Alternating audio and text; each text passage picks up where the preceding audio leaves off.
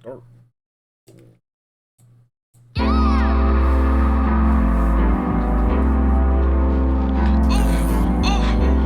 Overload, overload, yeah. I'm out of control, I'm out of control, out the park, centerfold, yeah, hard to say, overload, ain't no parking space, on the road, yeah, I'm out of control, I'm out of control, out the park, centerfold, yeah, say your breath, I'm too cold, yeah, devil hate me, wanna take my soul, yeah, I am just a source of what you stole, I'm about to knock it out the park, yeah, centerfold, yeah, hard to say, yeah, overload, what they want cause they won't leave me alone, yeah, told them don't let me get in my zone, play the safe, yeah, big mistake, We back. laid it down, Brand new episode watch it of break, Thirty yeah, Seconds Boston Rain. Powers, Boy Chris golden J. chain, Boy yeah, Trell jewelry Savage. make a snowman outfit, make it rain, about to knock it out the park. Yo, that's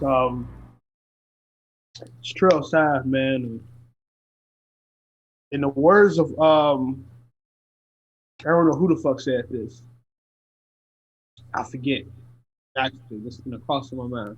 As it pertains to the NBA commissioner, if I say what I have to say, I'll get in trouble. So Which we'll have a dialogue about that fella later in the pod. That's a dialogue in itself. Really big dialogue in itself. So we'll get to that later. But we here, we back. Lot to talk about. We got WrestleMania teams, post little WrestleMania teams to talk about. Lots of shit going on in the NBA, of course. And I think we got UFC stuff as well, because I know you or Dion posted some shit. So little UFC stuff going on too. So heavy episode for you guys. Also, as I've been telling you guys, I was going to give you guys opportunity to cop some merch, on Teespring. Changed the name of their website to Spring, so I'm gonna have to edit that. I just looked at it as I was setting up the new promo codes. So free shipping. Just type in UTM ships, and you'll get free shipping. If you want $10 off, UTM vibes 10, you get $10 off merch. So make sure you copy some merch on Spring. I also realized you can actually make a full on domain website now, so don't gotta be really just legit Teespring. So working on that. That'll probably be the earliest to be done this week. Earliest this weekend. By the time you guys listen to Black Otaku, so by the time the episode drops, or even Timeless Vibes, whichever comes out first, the domain will probably be set up. So anyway, let's go ahead get into this. As I talk about, Mania week has officially been completed. Very, very successful week for the WWE. Successful week for a lot of wrestlers, a lot of fans in itself. Good job for the whole WWE brand. Everything went well without not many problems. So that's a W in itself.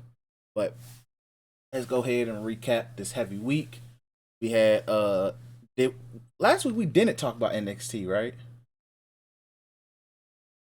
Right? We recorded on Monday last week. Probably not. All right, cool. So let's go ahead and recap NXT Stand and Deliver. Night 1. Zoe Stark defeated Toni Storm in the singles match. I don't know who Zoe Stark is yet. So Yeah. but her going over Toni Storm is pretty good for her. Yeah, I guess. they told her to put her job, Tony Storm to put her job in there, so I had to put over somebody. Like I said, I don't know who that is either. She gonna be somebody. Clearly. Right over Tony Storm. Sad day for the niggas who like snow bunnies, but it be like that sometimes. Yeah, man. Like thickness took a L here. Pete Dunne beat Kushida in a hey, let these niggas beat the shit out of each other match, because hey, why not? It's gonna be a great match, which it was. It was a good match. So Pete Dunne went over. I have no problems because Kushida literally proceeded to. I'm about to say the exact same shit. Proceeded to win a belt right after. Exactly. Like some fucking OG goddamn WWE right out that fucking ruthless aggression type booking in which, hey, we're gonna beat folks' ass. then folks gonna get a fucking belt right after that shit. Exactly. So Yeah. it'd be that way. Not like how Cena beat most of his people, but lost the next time he fought them niggas. Cena beat the dog shit out of niggas. The niggas was like, yeah, let me do some heel shit. But Kushida won clean. And He don't honestly, want. they was I guess they was all in their heads like, okay, we gotta we're high on Escobar, which honestly, why wouldn't you be? Um, Most likely you're gonna send either make him do greater things in terms of what's that called? Put him more. NXT, Yeah. potentially like hold the big belt, or send that nigga to to the main roster. It's looking like the main roster to me, which I would never have a problem with because that nigga Escobar is very, very good at his job. Um, so that's good that he's going to be able to get to show out in front of a bigger audience. Hopefully, be able to not get disrespected because of like any language barriers or things of that nature. Which he Just doesn't like have. the great one, huh? Which he doesn't have because nigga talks all his promos in English. Good English. So he shouldn't have that language barrier that unfortunately the other great Hispanic wrestler had when he was getting caught up. And I wish nothing but great things on his end. He has a nice little stable that I pray that the moment WWE sees, they don't break the fuck up because they have a tendency of saying, yeah, let's get this guy on his own. For fucking what? In all honesty, for fucking what? We still don't know if Tucker is okay. I see him in that little stupid ass SmackDown Andre the Giant Memorial that everyone lost to fucking Jimmy Uso to. But I hope Tucker is well because his ass definitely got fucking Jimmy. What's that nigga name? What was You Shawn was Michaels' you. partner name? Well, Marty I'm not. Jannetty. Yeah, He Marty definitely got fucking Marty Jannetty. Jannetty. He definitely got Marty Jannetty. There was a point where both got Jannetty, but Otis recovered. No, Otis got whatchamacallit. Otis got what's that nigga name that fucking Sable got more over than him? Oh, Like fuck. Marco or some shit like that? Mark shit, and Brock Lesnar whooped his ass. Damn, I know who you talking about. G, god damn, I can't think of his Well, name. basically, what the fuck happened to Rusev? And Yeah, the chick that you on screen with, well, that was Rusev's wife, legit, got more over than you did. So, yeah, and then she fell flat. It's just this is a whole horrible situation. Harry Machinery should have stayed a tag team. Uh, so yeah, I'm really looking up dude name because who did she manage? Hold on, I want to come back. Professional wrestling. Mark Marrow. There we go. Mark Marrow. okay, yeah. Yeah. See, I'm like I know dude's name. So, but yeah. So yeah, that did happen. It be that way sometimes. But yeah. So back to NXT. Bronson Reed in a 6-man gauntlet eliminator to be the number one contender for the NXT North American Championship. Bronson Reed went over Swerve Scott again, Cameron Grimes, LA Knight, Dexter Loomis, and Leon Ruff. Uh, I'm surprised Bronson Reed went over, but it is what it is because he proceeded to lose anyway. So, what difference does it make? Yeah, that nigga ain't never leaving NXT, bro. I'm so scared. Yeah, like he's just the he just I don't see main roster. He don't scream main roster. He's just a No, I don't give a fuck about Bronson Reed. I'm talking about goddamn Gargano. Gargano. Oh no, yeah, yeah. That nigga just not leaving NXT. I don't know why, bro. I don't know what dirt he got on Triple H. I don't know if he's fucking scared. Which I'm like, why be scared? A lot of niggas who left in it, like really, other than literally what we just saw with Andrade, Aleister Black is quote unquote injured. Where the fuck and what's the problem? Okay, maybe Buddy Murphy, but I don't know why the fuck they just dropped off on Buddy Murphy. He might get released soon, and that would bring tears to my eyes. But what NXT like character is really Ricochet. Ricochet. Ricochet got the personality of a fucking stomp, so you shouldn't really worry about that. Yeah. Uh, I don't know. I just want to like what NXT star right now is really not like progressing in their role that make you think like shit. I don't want to do this because I'm gonna end up, not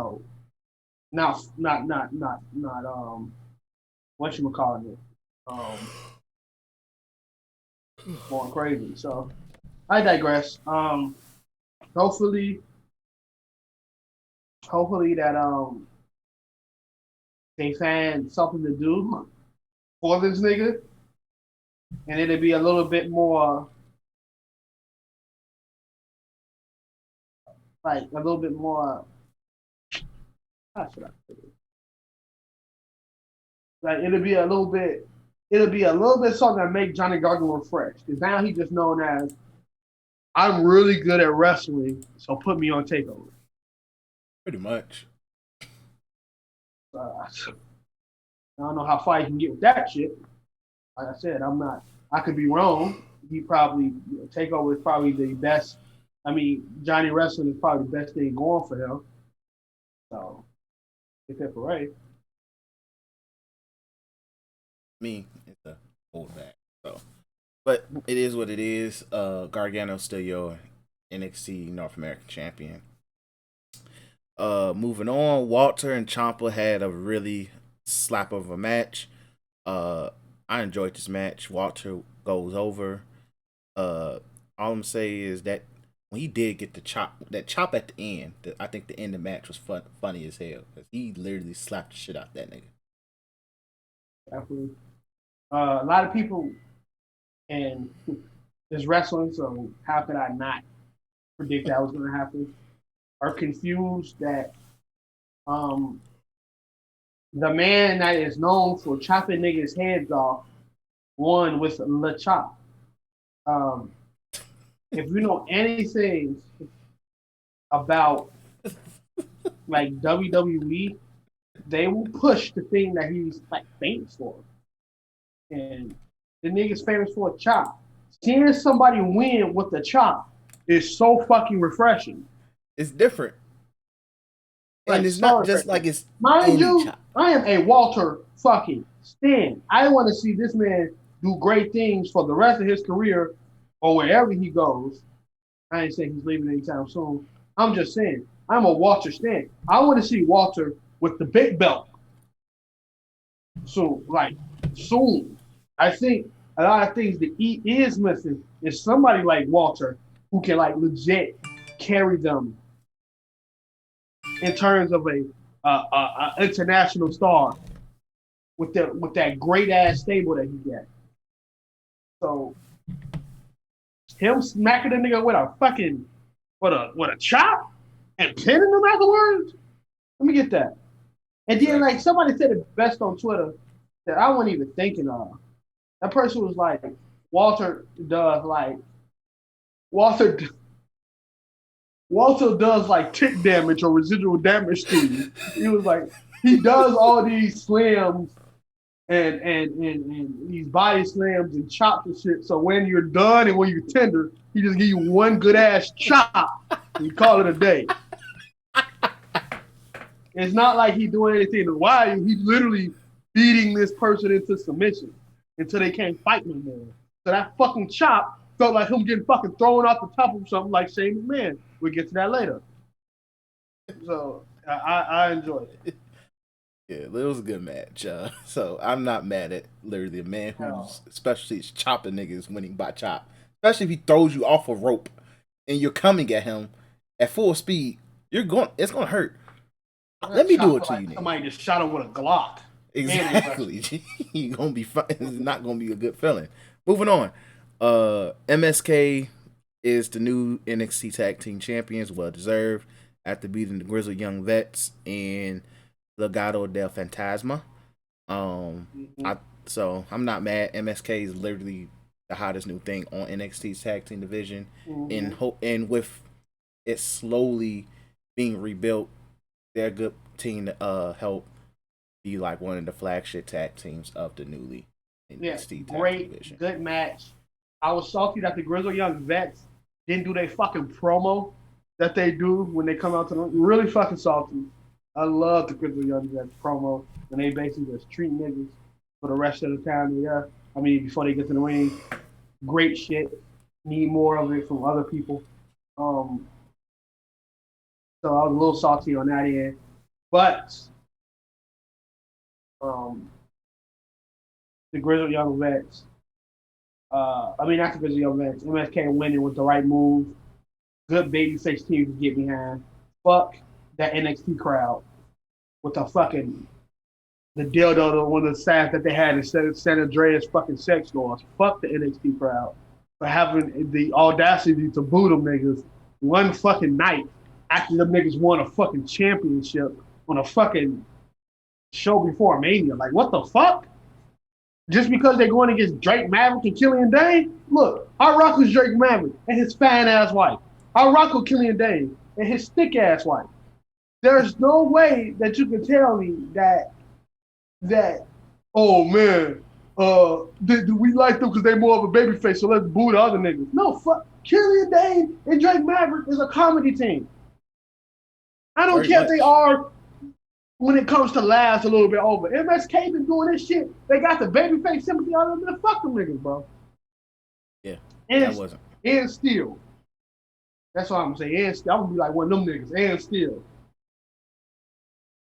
Yeah. Shout out to them niggas. Yeah. Then we have the NXT Women's Championship main event in night one, where Raquel Gonzalez beats Io Shirai. Really good match, hard hitting match, which I expected, which I of course I expected from. Um, like I said, Raquel was due to go over. Like, I'm not shocked by it. Good win for her. Shout out to her, and shout out to Io, of course, for doing a great job putting her over. Yeah, definitely. Shout out to EO. Um, shout out to everybody. Honestly, that was involved in that match. Really good, hard hitting. Raquel was the right choice. Making her fucking face was the wrong. Yeah, that's the confusing thing right now is making her face. Like, I do not get that. Like, it's like, and let's see where things go from there. From like, I really didn't watch NXT this past week. Like, I zoomed through it, but I'm like, even on NXT, they're presenting her as a face. She doesn't sound right as a face. Like Rhea Ripley, you could pull the face off because like she just had the look. Who can do and be who can go both ways. Raquel doesn't at all. No. So that's for them to figure out. So hopefully they realize that ain't the wave. But night two, Killian Dane and Drake Maverick beat Breezango, which led to a future NXT tag team match. Which that already happened. We went over that. Shout out to Killian Dane, Drake Maverick. It is what it is, but I do know the Imperium niggas whoop Killian Dane's ass on NXT. So, and I love it. With the way he said, I love it. The Imperium moves. Imperium niggas different, G. That's why I fucked with them niggas. Then we have a really great ladder match between Santos Escobar and Jordan GameCube Head. Shout out to Santos Escobar for winning. Very decisively too. It was very decisive on how you won. It was funny as hell. But yeah, and then Santos Escobar proceeds to lose the belt to Kushida later on next week. But this week, I mean, so I don't really care. It was just a way to say who's the undisputed cruiserweight champion. And like I said on the last pod, I believe Escobar is above that cruiserweight belt. So wherever they do with them next, it's on them. Whether that is to put them in the NXT titles, the main title scene, great. Or you want to shoot them up to the main roster and start building up to be the next great Mexican Latino WWE star. Do as you please, because I think he's ready. Then Ember Moon and Shotzi Blackheart beats the way. Really good match. This was a really fun match. Not surprised that Ember Moon and Shotzi won. Yeah, not surprised either. Um, uh, though I honestly hate that a tag team that involves the name of the two wrestlers as the name. Um, I hate that shit in all honesty with every fiber of my being. But Ember Moon and Shotzi Blackheart is a good tag team. Unfortunately, one day, Ember Moon would outgrow Shotzi. And, and I mean, not Ember Moon, fuck. Shotzi Shotzi will Blackheart outgo. would Yeah, outgrow Ember Moon. My bad. That was wrestling blasphemy right there. yeah. I'm about to say like, So I know that giving her these tag belts is a placeholder. Prayers goes out to Shotzi. I believe she lost her father, mm, or somebody real close to her. I hate to get it wrong and say it was her father. I hope it's not, but I can't remember after the moment. I know she lost someone very close to her. So prayers goes out to her, dealing with that situation. I know this is big. This is like our first Mania weekend, and when she was really weak, I should say that she's really like crazily involved in. yeah, it was her father. So, So RIP to that. Stay strong. And yeah, shout out to them. All right, look, I got a thing for Indy Hartwell, so anytime I see her lose, it's kind of make me sad. Shout out to Dexter Loomis on BD. But uh yeah, the way lost. So, I don't know. I don't know how they feel about Candice legit LeRae in terms of like a character on television. She don't win shit. it's She like the don't opposite of like her husband is like Johnny always wins. Then Candace is like, we'll see about it. But she don't win shit. I know she's a heel now, shit like that. I know when eventually she do win, niggas are gonna go absolute crazy. It's gonna feel good if she ever fucking wins. Hunter has a thing in which a lot of women who deserves the NXT title never gets the NXT Women's title. And the moment they go to the main roster, they become one of the better champs, a la Becky Lynch and motherfucking Bianca Belair. Never held the title, but they both main evented at WrestleMania. And that's mm-hmm. nothing to go on Triple H. Everybody can win the fucking title. I hate if everybody won the title. But yeah, shout out to Dominions. Yep. Moving on, Johnny Gargano beat Bronson Reed. I really did not care. I didn't I watch. knew that Bronson Reed was not going to win this match after that gauntlet. So it is what it is. He lost to Johnny Takeover. Deal with it. We all Um, have to, so he gonna have to do it too. yep. Karrion Cross versus Finn Balor was a really great match. Well, great, strong, but good match. It was a good match. Uh, Losing to a skinhead always irks me.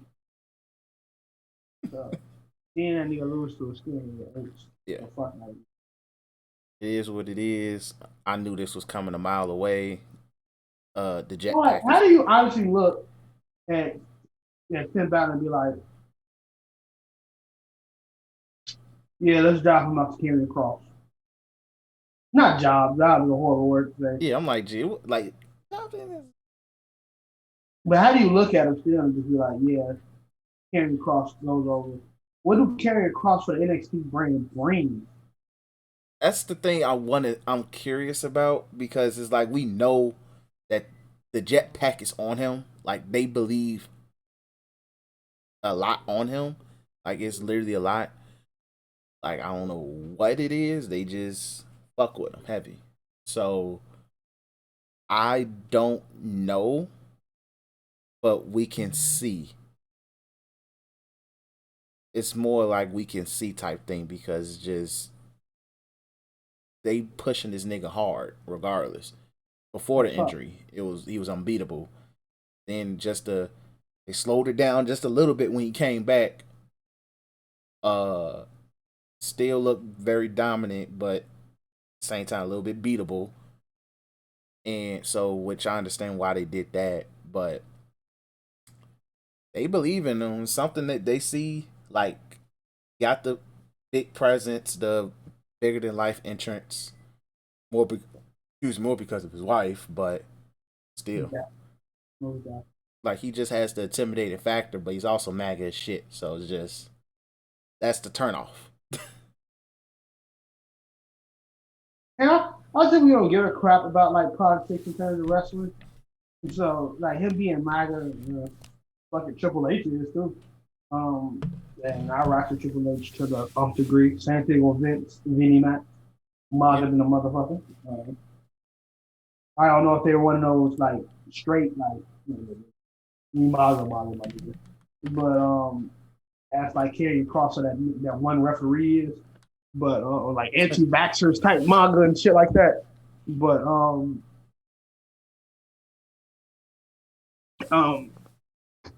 I just like typically who won against each other right now? I know Philly just won. uh, it's the Grizzlies and Mavericks. Yeah, I know they excited. It's just like sometimes watching Grizzly games turn me off because every time I look at a fucking highlight, it's John Morant missing a dunk. I'm like, what the fuck is this a highlight?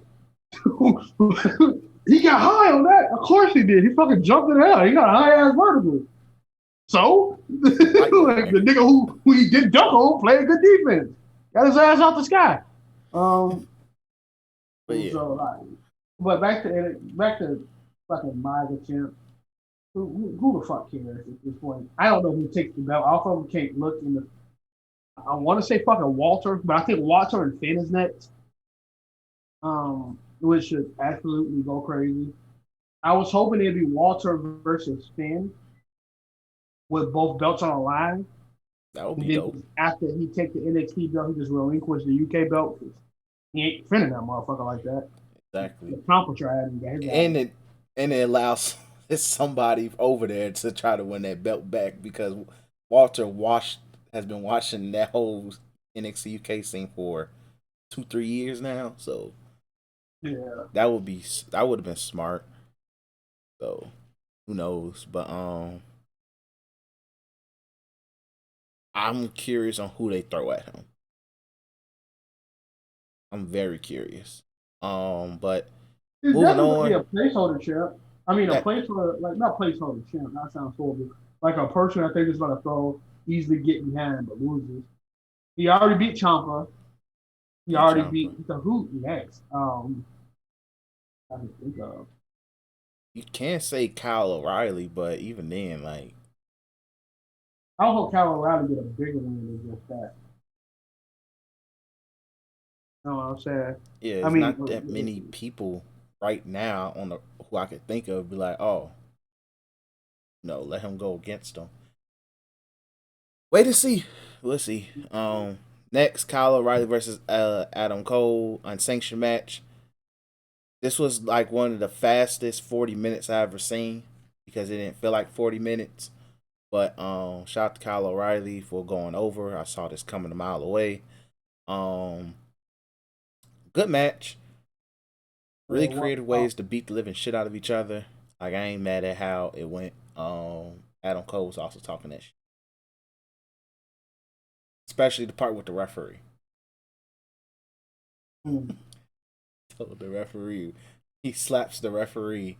Referee goes down, and then he tells the ref, and he goes for the pin, and the referee, he's like, "What the hell are you doing? Like, nigga, you knocked me out." It's like when Byron Kurt. It's like when we was playing 2K19 and Byron Kurt stopped the referee. never gets old. Never gets old. Beautiful situation. Funny as hell, but great match though, really great match. Uh, and also I think get ready for Adam Cole to main roster watch. Yeah, hopefully. Goes to SmackDown. Could succeed. They're like SmackDown knows who the hell, you know, they're dealing with in terms of like talent. Can go to the main. I mean, can go to Raw, and it could be like a big let's hope type situation. Um, so honestly, it's up to the It's up to the universe, there is truth. Yep. I think he's still a better fit on Raw. Like Raw just needs a Adam Cole type figure to me. I think it'll work for him. So wait and see. Really big wait and see vibes. All right, so that's NXT.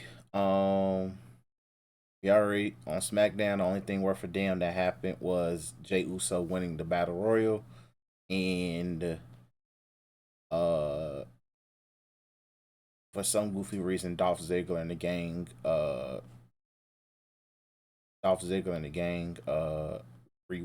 earning the tag team titles, which I don't get. Retaining the tag team titles, which I don't get. It is what it is. So, Uh, yeah. Um, ah, the truth. Uh, wait. I just wait. Holy crap! That just scared the hell out of me. Who's the Raw Tag Team Champions? who's the Raw or the SmackDown? SmackDown. Dolph Oh yeah, yeah, yeah, Ziggler yeah. and Okay, Bobby okay, Roode. okay. Now I know what the fuck you're talking about. It went blank as soon as you said tag team. We all know these tag teams are fucking doing shit. Um, yeah, I don't know who the hell comes up and help them niggas out. I know War Raiders are back. Um, I mean Viking Raiders are back. What the fuck are they gonna call this? So that can help on the Raw side. Don't know if they're gonna take it immediately off of whoever the fuck the Raw champions are. The tag team really fucking sucks. Mm. Um, who? Oh, Amos. They're not taking it off of Amos and AJ too early. Hell no, that's not happening. Uh, we're gonna talk about Amos later. We're gonna have a good laugh. But we how should I say this? How should I say this? Uh, my bad. But on the SmackDown side, if they do like another draft or some shit, bringing the War Raiders over to them, it seems like a Raw tag team. As crazy as that sounds, Raw tag team division is ass. SmackDown is ass, but Raw is like one motherfucker. Um, we can see them. We can see them.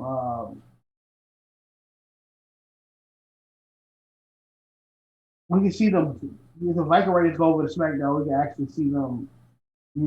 Have a tag team like a tag team, hold the fucking belts, hold them long, and things of that nature. So, no homo, but we'd love to see that.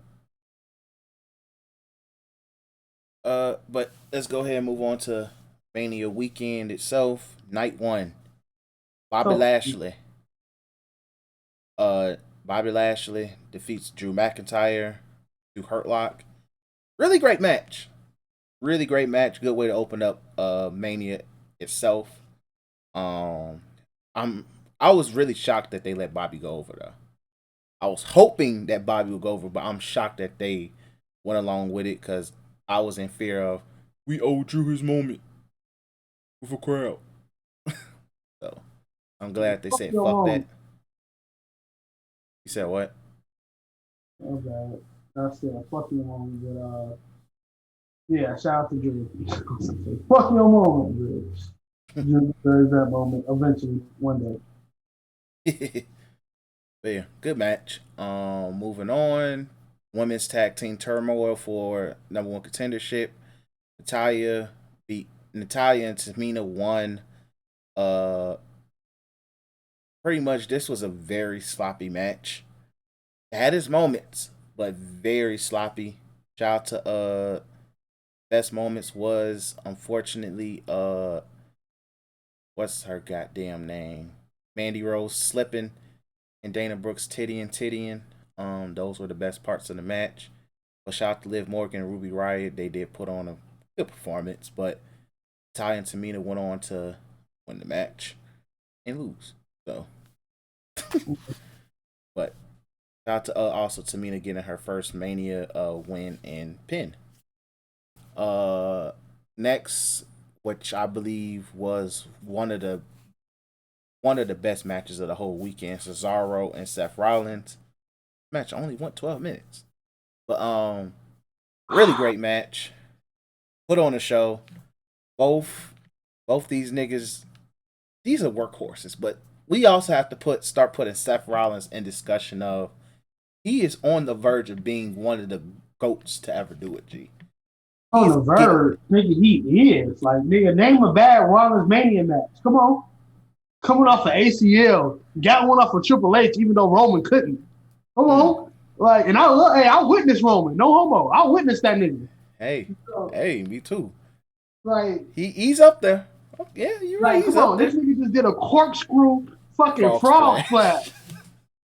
Come on, like quit playing with like this I was talking to Tyler. I was like, gee, I think this nigga set nobody. I think it's more of probably a student of wrestling than Seth Rollins, because you don't. Yeah. You have to sit and watch other people, or just that nigga, or as a kid, he would just create a wrestler, and create moves all goddamn day. And See, I was watching this thing, and it was fucking morbid, but it was about like people that died in sports. Look, up at night, YouTube had the recommendation. I was like, fuck it, I'm playing my Switch anyway, right? And it was some wrestler who fucking died in the ring, I believe, or died outside the ring. I don't know. Or I could have been watching something else that involves a lucha libre wrestler. I digress. Rollins is such a student of the game that I believe Rollins studied this nigga moveset to the fucking T. Because when I was watching this nigga was hitting Falcon Arrow smooth. He was hitting Phoenix Splash smooth. I'm like, this nigga look like fucking Rollins in the ring. And lo and behold, I'm like, oh, Rollins probably, he understands the game. Not a lot of wrestlers understand the game. And it's not just like I could pop up 14 moves here and call it a day. Rollins don't do this shit often. He ain't gonna hit you with a corkscrew frog splash often. And like when he does it, it's timely. It's not like I'm doing it just to do it. It hit. It hit hard. It makes you want to see Rollins wrestle. It was like when he did the Phoenix Splash. When he did the Phoenix Splash, that one fucking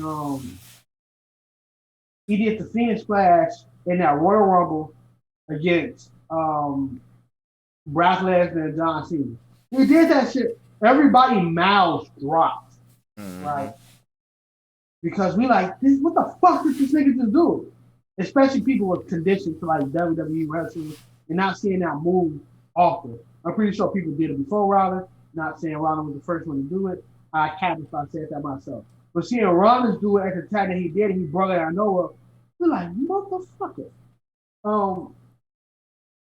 It's this one move he does with the Falcon Arrow that I think he implemented into his moveset more and more.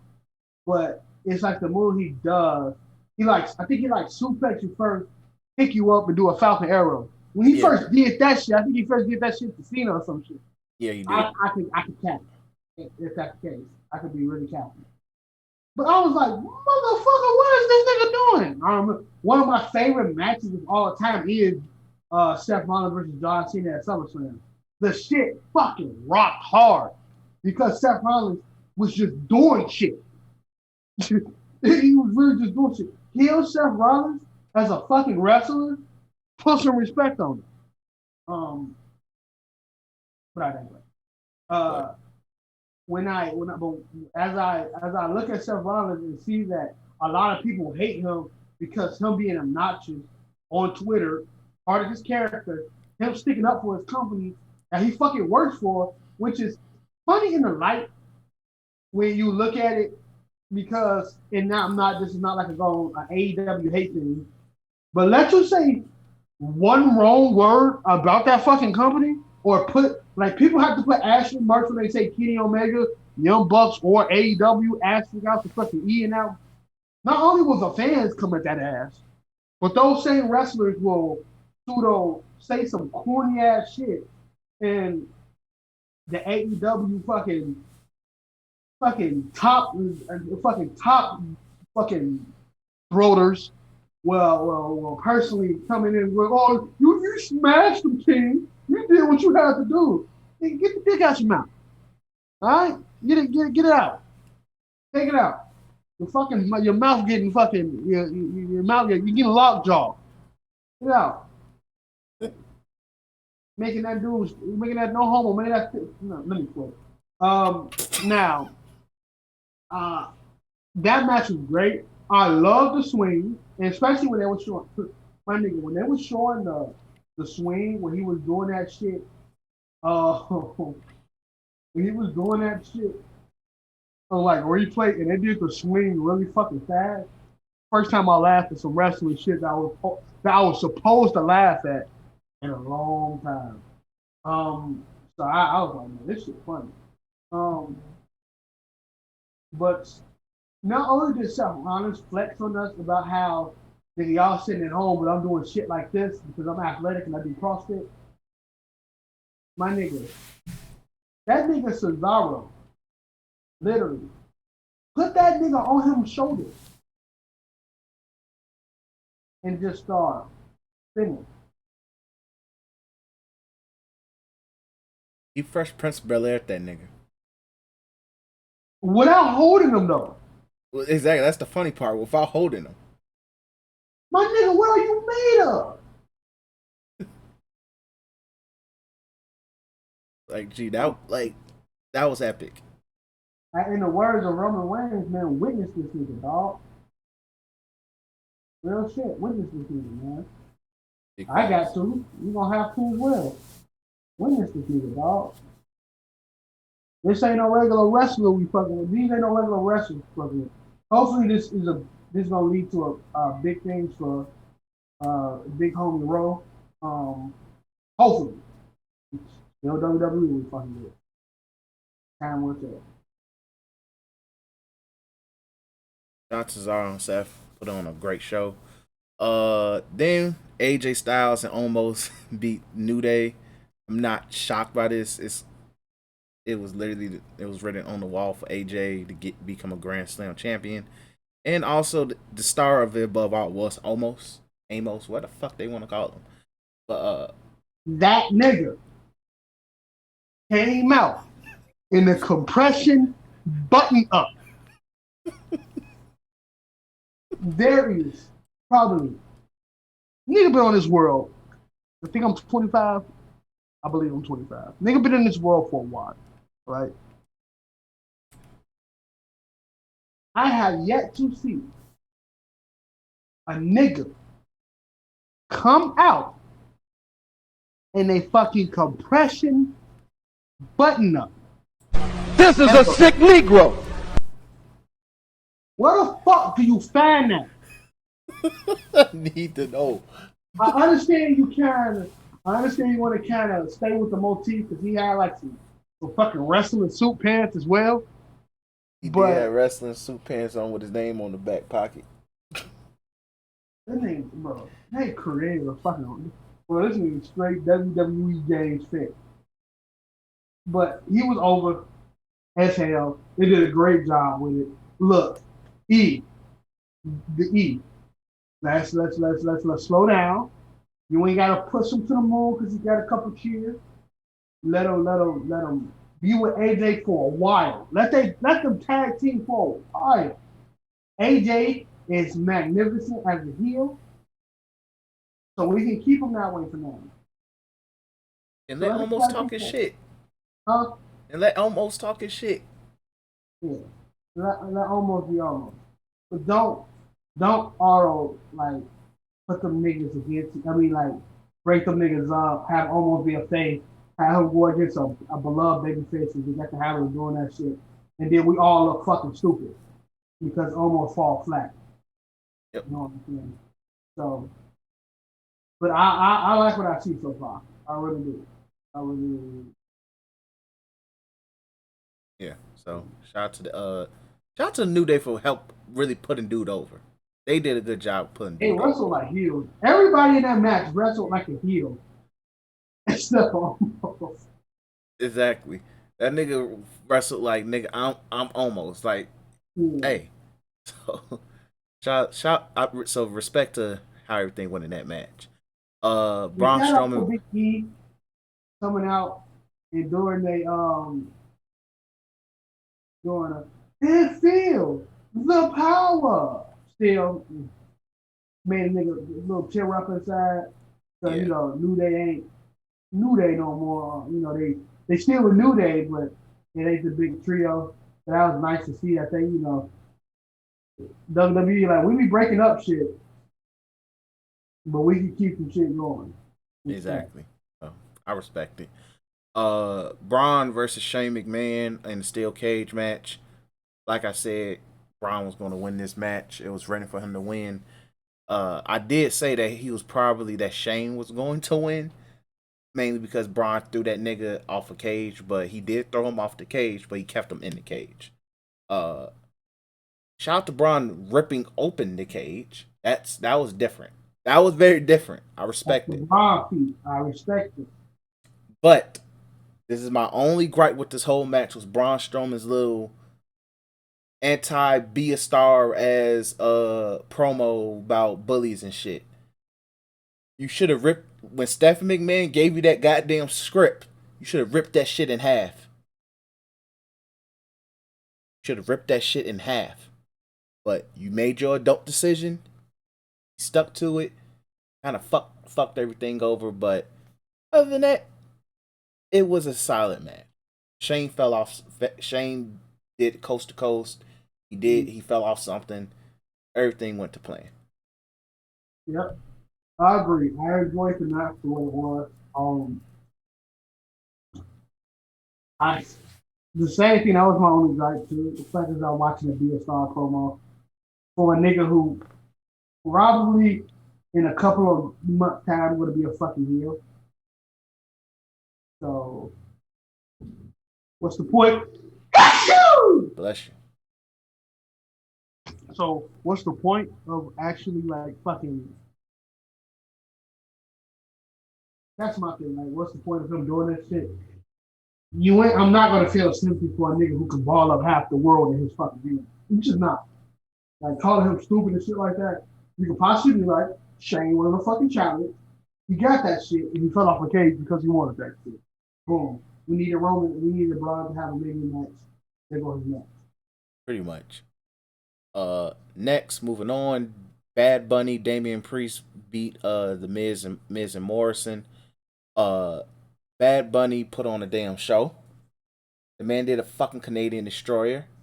Well, a lot of people talk about the Canadian Destroyer. Now, I'm not one of them niggas who would say the Canadian Destroyer is actually 90% of the person doing the flip. You don't fuck. You can still break your fucking neck if somebody don't help you out. Literally, if not done properly, niggas can die. He was in sync.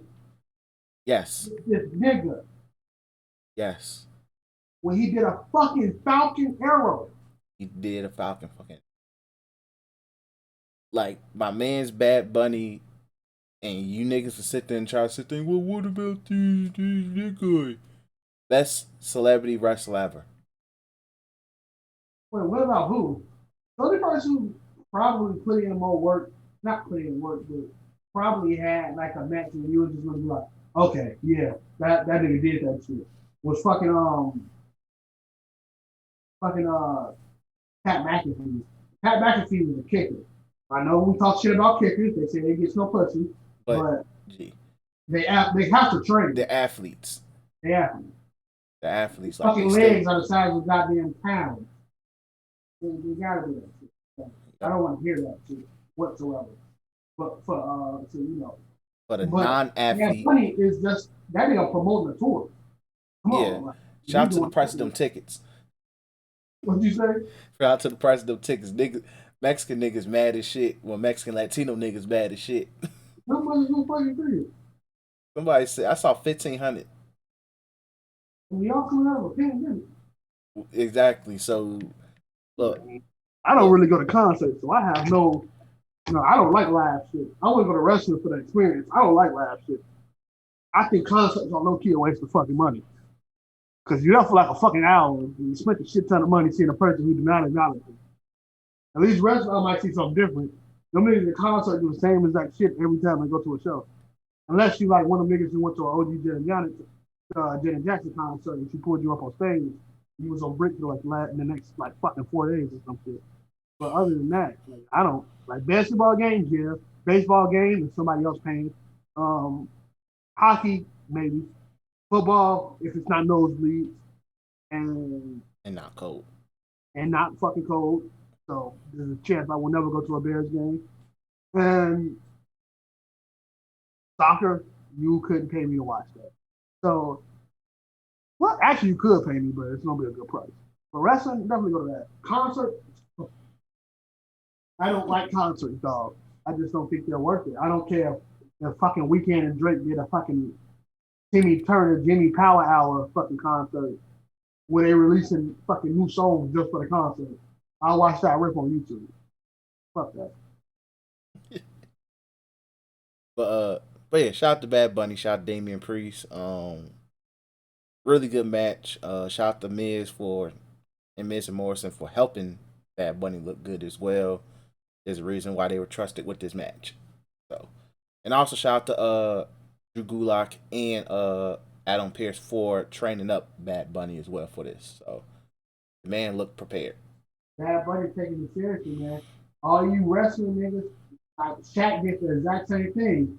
Went in there with somebody who took care of him in Cody Rhodes and was able to put on some good shit. I'm not going to compare them two matches. Fuck that.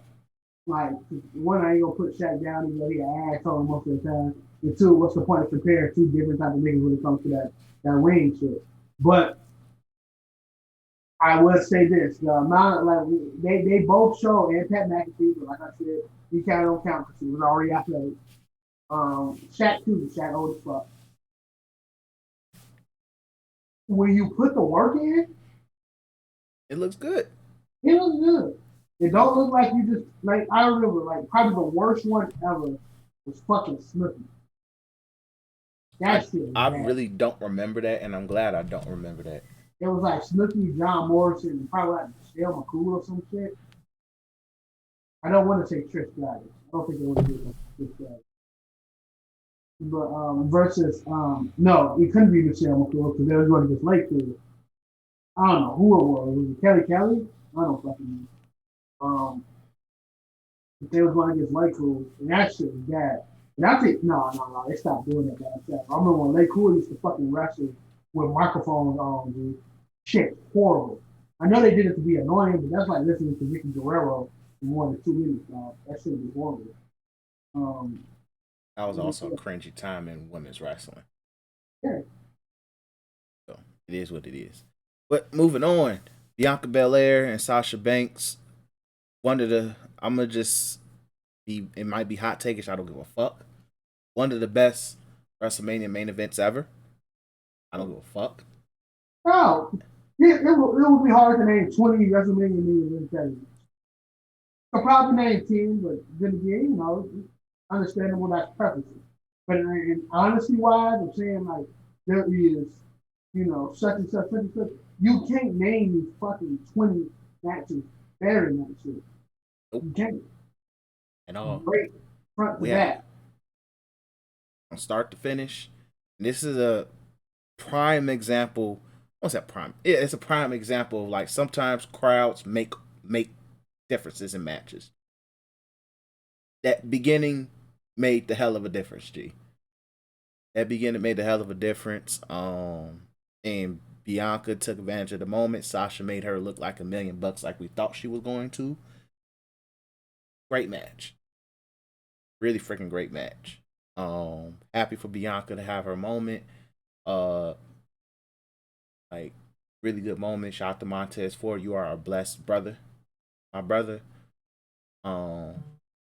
Hey. But yeah. The match itself, storytelling wise, beautiful, was basically saying, look, we know Sasha one day will probably go down as the fucking GOAT. And it probably wouldn't be because of title reign. But like people consider Shawn Michaels the GOAT. Go look at Shawn Michaels fucking WrestleMania record. It's ass. It's fucking horrible. I think he's 6'11". I believe so. He has 11 fucking losses. Go look at Triple H's fucking record. Triple H probably double-digit wins. He also has 13 losses. My nigga, 13. That's more WrestleManias than half of the roster fucking been in.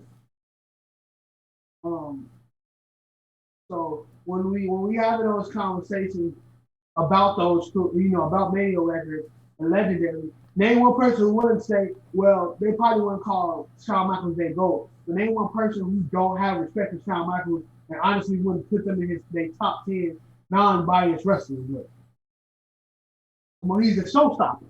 Put some respect on my man's name. So what he's doing in NXT is also solidifying his GOAT status.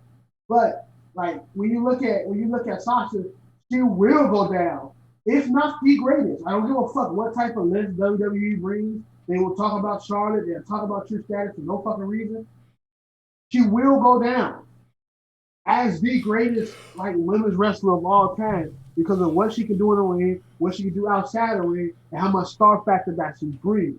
She made her look like $1,000,000. That's kudos to Bianca. But what Sasha did in terms of putting somebody over, in terms of just mannerisms of the match, Sasha could sell her ass off. But not just that. They told a story of saying, like, motherfucker, who really is the best? And Sasha is, and Bianca is the EST, but you have to go through who is considered the best women wrestler. So, like, that shit right there, it will bring attention to our ass shit like that. What really brought to my ass is the fucking brain whip thing. I was like, what the fuck? Gee, that sounded that sound was harsh. Exactly. Fucking working hard. But in terms of just matches, that shit was good, man. It was good. What else could you ask for in terms of main event? I don't want. It was better than the women's triple threat by a mile, fucking mile. And not that's not because yards, freaking a whole. That's freaking multiple football fields. Yeah, that's not the lot of situation. I believe a couple of them got fucking injured during that match. So it's just like it's very hard to continue having a great match and niggas being injured. But yeah. I what can I say? Yeah, This is that was amazing. I got nothing else to say. Yeah. Nothing else to say about that. Yeah, really great moment. Really great moment for Black wrestling history. Great moment for Black women wrestling history. Yeah. Dope to see that. Also, fuck JBL for his comment, but it is what it is. Fuck JBL. Fuck King. It's always been fuck Gary King Law since I was born. Always. And fuck Booker T. I usually don't go off the Booker T cool wagon, but you ain't say shit. He ain't say a word, G. Also, I heard JBL got niggas fired, G. So like niggas, I heard JBL has a record of like niggas that try to go against him, he gets them fired. So, nigga, imagine firing Booker T in this fucking landscape. Nigga, you ain't making that shit out alive. You fired me because I said something about Black history. Oh yeah, WWE ain't even gonna hold that. I believe WWE can like beat any PR nightmare because they have. But that will go hurt a little bit different. Yeah. You know what I'm saying? That shit ain't gonna go away as much as they think it will. Yeah. But fuck that. I don't want to hear that shit. Scared of big bad JB fucking hell. Beat his ass. And I don't give a fuck. He get you fired to beat his ass. Can't see his job for himself. It all rocks with JB. I hope fucking my nigga Ron Simmons said damn in his fucking face and he said that dumb shit. Why would you say that dumb probably shit? send a text. Imagine lady he probably got a text from Ron Simmons. Damn, you like, damn fuck. Be hurt. Like, damn, nigga, we just freaking did a back-to-back documentary about each other, nigga. Fuck you. Like, shit. But, hey. Moving on. Night 2. Let's try to breeze through this because Night 2 is kind of cheeks. Randy Orton defeated The Fiend. Very mid. Nothing to add there. Nia Jax and Shayna Baszler beating Natalya and Tamina. Mid. But it was the right move. Yeah, I agree. It was the right move. It is what it is, though. Tamina was not holy during that match. Kevin Owens. One holy. Don't say You said some horrible shit about Tamina. I ain't gonna say it on the podcast, but it involved fucking motor oil. That shit was horrible. I said Remember that. you was reading some shit off Twitter? Ooh. You don't know that. You was reading shit off Twitter, dog. Oh, ooh. I did read that, but hey, look, I just read it. Moving on. Kevin Owens beat Sami Zayn. One of the best matches of the night. It barely went 10 minutes, which pissed me the fuck off. But That's my nigga Logan Paul taking that phone. yeah, that was a collision course to happen. Nothing will ever beat MGK getting fucking powerbomb. Okay, that shit like that was legendary, dog. Yeah, Put that nigga to depths. Got that man clean up out of there. But shout out to Kevin. Sammy put on a good match. Sheamus beat Matt Riddle. I wasn't expecting Sheamus to go over, That but fucking match hit, bro. This was a good match. I hate that Matt Riddle is accused of that shit, bro. Cause that nigga so fucking good, bro. Great worker, G. That nigga so fucking good. He's so good. Like I'm not capping. Matt Riddle is really fucking good, man. Sheamus beat that nigga ass, but he's really fucking good. And he put in the work, and it hurt so fucking much.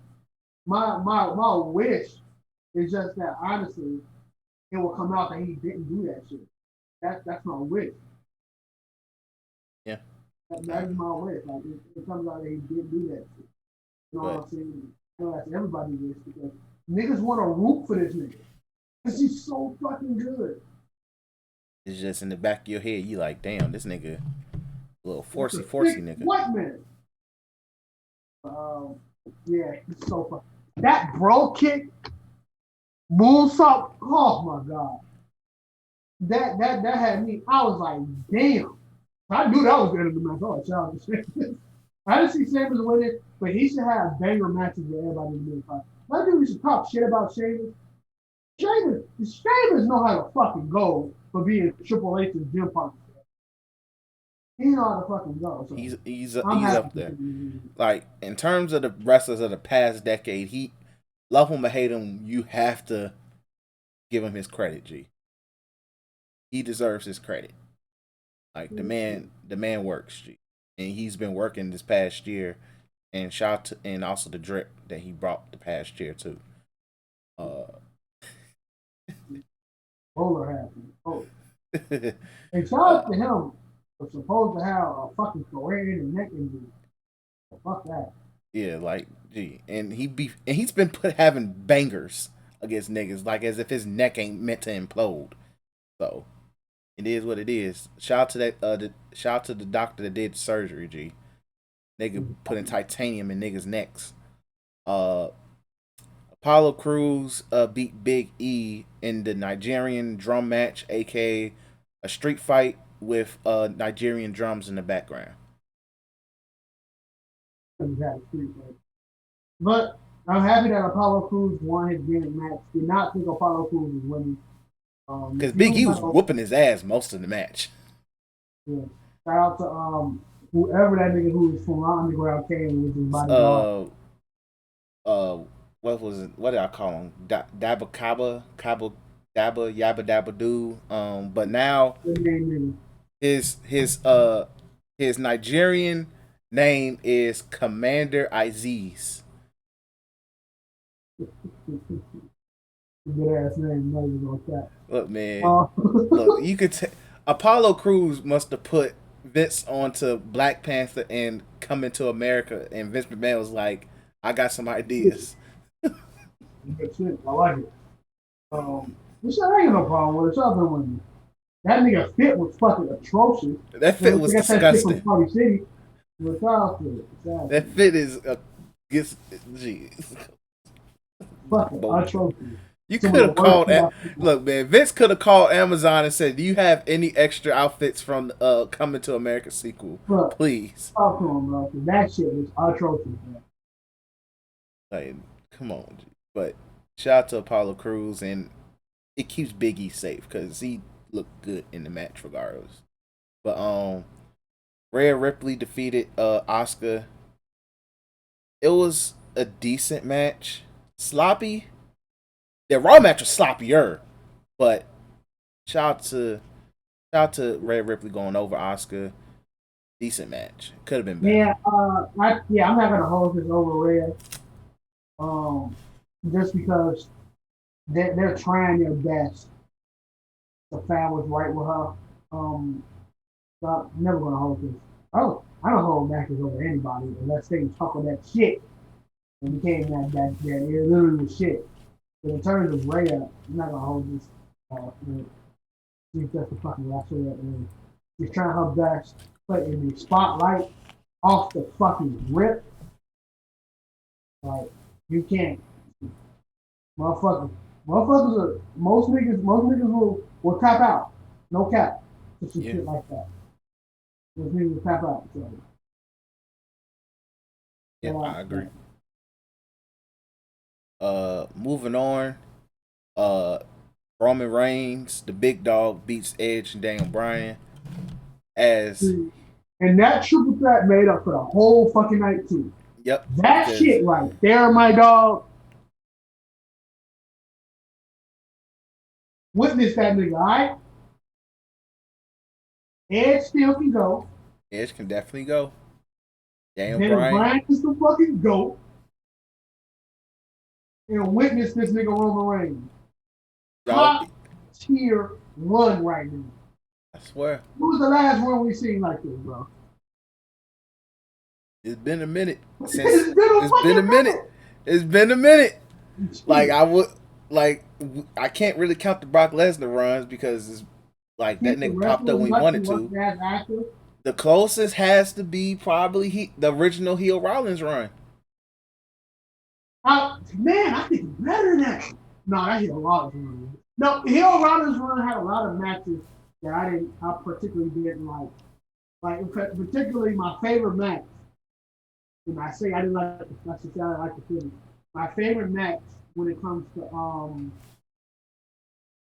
and John Cena at SummerSlam. And that nigga from the Daily Show ended up like coming out and hitting John Cena with a steel chair for no fucking reason. Oh yeah. And that's when I was like, alright, fuck that. But other than that, yeah, that Rollins run different. I don't know too many who would have a run like that, dog. I don't know, dog. Like Boozy would say. I don't know, dog. Glad to see it. All I know is it's about time you niggas just put that respect on that man's name. It's that time, the big dog era. Yeah, it's the big dog era. You have to accept it. Like Thanos said, dread it, run from it, inevitable. The man wears a gold fucking glove, G. He knows what he's doing. He knows what he's doing, G. He knows it. And the fact that nigga pinned both of them, he said, I want it to be undisputed that I'll beat both these niggas, G. And I respect it, G. Now, it is good. It's really good that he did that, but it's also long-term booking. Yeah. Technically, the nigga on top of them is the victim. Yeah. So whoever, I think it was Edge on top of Bryan, no matter what Bryan was that team. But I think it was Edge on top of Bryan. Yeah, Edge was on top of Daniel. So Edge technically is the champion. So how they make that story off that? It is what it is. They can figure something out if they feel free. So regardless, all I know is that promo on this Friday is going to be of legend, G. It's going to be of legend. Very legendary, G. All I know is put respect on the big dog name. And you niggas that wanted to see old man Edge have another title run, we don't need that. We don't need it. He can fight Daniel Bryan as many times as he wants. He don't need that belt. He can fight Seth Rollins without that belt. He can fight whoever the fuck he pleases just know he don't need that belt. Because regardless, he is still one bad suplex away from his neck becoming Dorito dust again, G. No respect on it, G. No respect on it. But but yeah, so shout out to Mania. Really good Mania. No problems besides night two being pretty mid, but triple threat match saved it in very good fashion. So shout out to the big dog Edge and DB for that. Um Still too early to dictate where we're going to rank this Mania. I really don't like ranking Manias like that. It's really tough to do because hey, but I've seen people saying it's top 10. So I'm saying top 5.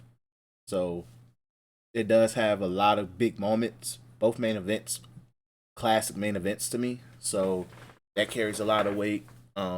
Maybe it's hard to find that in main events. A lot. To have two really good main events, I think that says a lot as well. Yeah. So like I have no issues with this Mania. Really great Mania in terms of just combining it all. Really good. I do hope they. I hope because even next year, I think it's still 2 nights when they do Dallas next year. But even in the future, I really kind of hope that they keep the 2 night format. Even once you're able to go full capacity again, keep it 2 nights because let's just say a couple years from now, because our goal is to go go next year, go to Mania next year in Dallas. That is our goal. But let's just say we a couple years later on we decide to go again, and I just know for a fact I'm not about to be at no fucking stadium for 10 hours for a wrestling event. Even though it's in LA, so it will be comfortable. LA will Dallas, be comfortable, yes. Dallas probably be hot as fuck. It won't be that hot because like Mania is always in April. Like it's The thing is Dallas. I thought you said LA. Yeah, Dallas, I said LA will be comfortable, but Dallas probably gonna be hot as fuck. nah.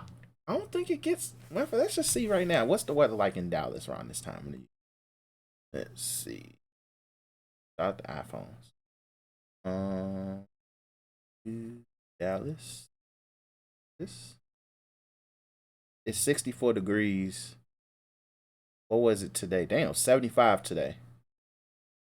But Dallas is gonna be in the dome because like it's gonna be where the Cowboys play. More than likely, it's gonna be in the dome. So That shit gonna with that big ass TV screen, that yes, shit gonna be wild. very. And more like it's gonna be full capacity because for one, regardless, by next year, enough people should be vaccinated, and hopefully COVID hasn't mutated into something worse. But pending, regardless, Dallas is gonna be full capacity. Um, so it's a wait and see approach when it comes to that. But I hope they keep the 2 night because people who went to Manias previously, they're always open saying like it's dope, but an 8-10 hour day at Mania is draining as shit. At any stadium is draining. So keep the format like this. I think it's a lot better. So I hope they do. Like it's something I really hope they stick to. So, but it is what it is. Overall good Mania. Shout out to WWE doing their thing. Shout out to seeing fans back in the stands.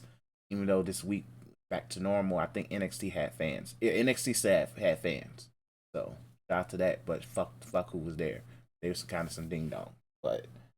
Um, but yeah. So in terms of wrestling, everything's been good. Still haven't watched the Jericho Stone Cold sessions yet. And also, I know A&E is doing like some wrestling documentaries as well, which I'm trying to catch and peep. Uh, Dark Side of the Ring starts back next month. First episode's Brian Pillman. Going to be probably another wild episode. Looking I'm forward not to a it big though. fan of Dark Side of the Ring, so that's a new thing. You said what? I'm not the biggest fan of Dark Side of the Ring, so that's a new thing. Yeah, I know. But so a lot of wrestling content going on currently. So look for stuff. Look for it. Before we go into the NBA, you want to break down what's going on in UFC? Yeah, man, UFC. Couple things just got announced. The big July in July, there's a big match between Dustin Poirier and Conor McGregor. Huge fucking match. I'm not phone. Huge match between Dustin Poirier and Conor McGregor. They're they're they're they're getting a pseudo. They're trying to make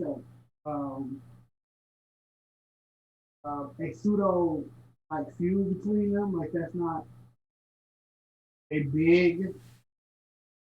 They saying that Conor is giving the money to the people.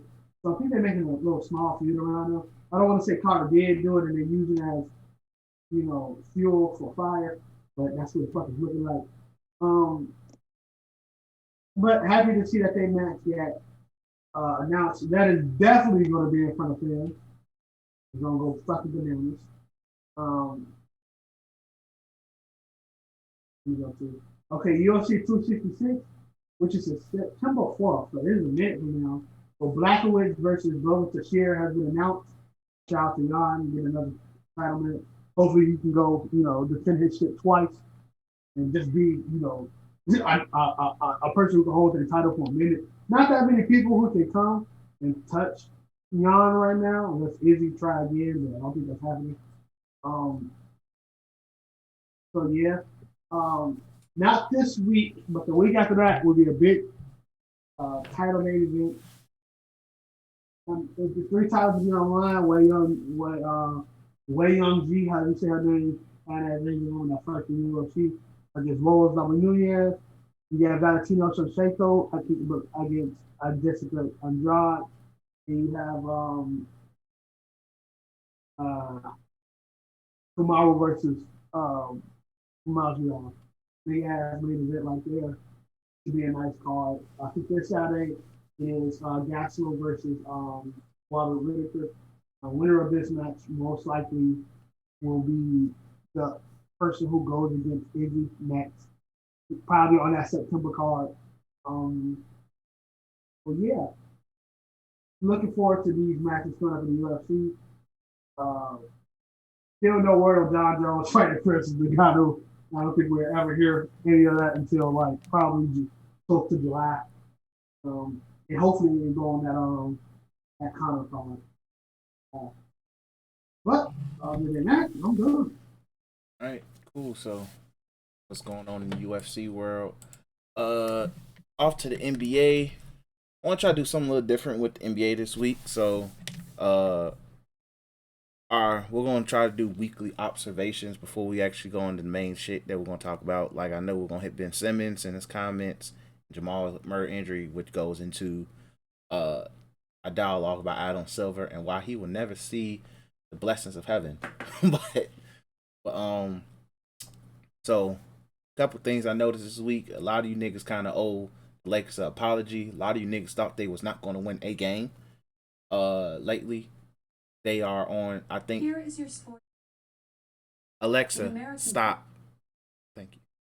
So, with that being said, like I was saying, the Lakers did their thing. I think they finished this road trip 4-3, so which is solid. A lot of in and outs in the lineup. Drummond was in and out. Marcus Gasol was in and out the lineup. I think Kuzma missed the game. Uh, Trez got ejected. A lot of bullshit, but they won the games that they were supposed to win. Stole a game against a couple teams they had no business probably beating either. I respect what I'm saying from the Lakers right now. Drummond slowly getting into things. Laker fans, you need to relax. Let that nigga didn't play a basketball game since January.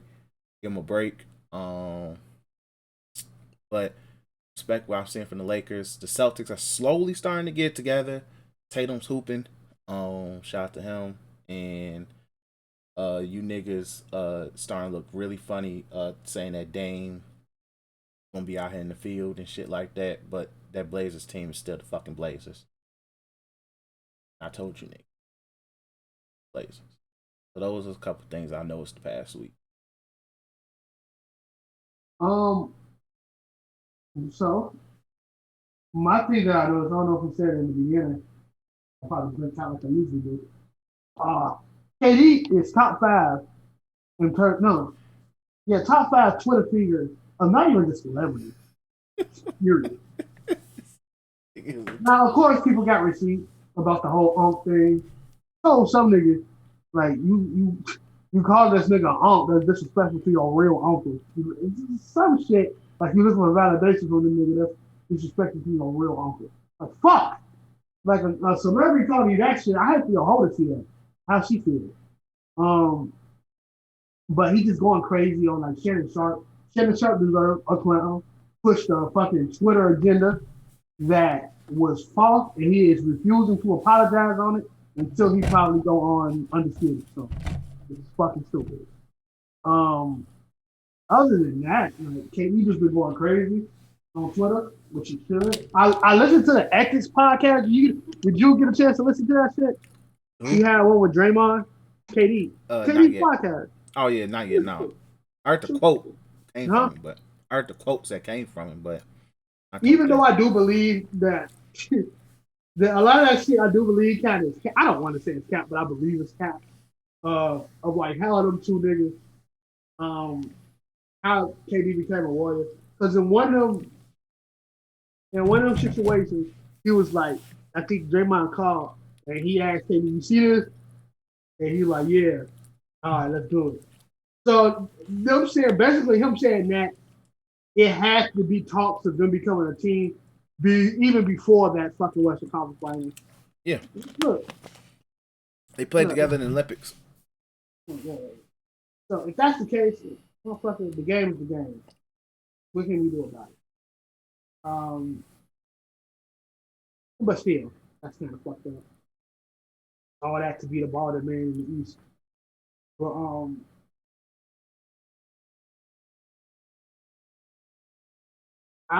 what am I say? But yeah, KD did his thing on Twitter, found the fans.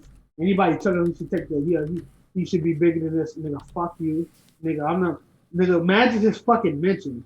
I know he probably got notifications turned off, but just looking at fucking Twitter and probably seeing your notification bar at like 1K just because niggas tagging you and everything is probably fucking draining. So clap the fuck back. I know that makes it worse because more people gonna probably want to test that clap back. But nigga, fuck them. Is KD a little corny? Yes, but he's still, some SoundCloud rapper told KD ain't hard, this and all that type of stuff. He's like, the gangster SoundCloud rappers coming from the niggas all gone. So it is what it is. South KD, respect. Oh yeah, so but yeah, so Katie is that nigga, kind of sharp. You should know better, but then again, your partner Skip Bayless, so anything. Skip anything. Skip Bayless. This is the thing because people was like, "Well, no, when it comes to Skip Bayless, one, people have came from Skip Bayless. Let's go look at the Richard Sherman interview where he basically said, "I'm better than life than you." Charles Barkley still wants to see that man's fade every time he has somebody say Skip Bayless' name. So there's having multiple people. That nigga, what's the nigga name? Is it Tim Ledger from ESPN? Yeah. Fucking sent that nigga to God. Told him he never played a real game of sports in his fucking life. Somebody told him he averaged 2 fucking points. That was Jalen Rose. Jalen Rose told me Jalen Rose told me he only averaged 2 points and was never on first take until Skip Bayless left ESPN. That's fucking hilarious. Mind you, he's a media personality. Of course, media personalities are always going to have, they're always going to have hates just to have people watching. But like, Skip Bayless say shit out of,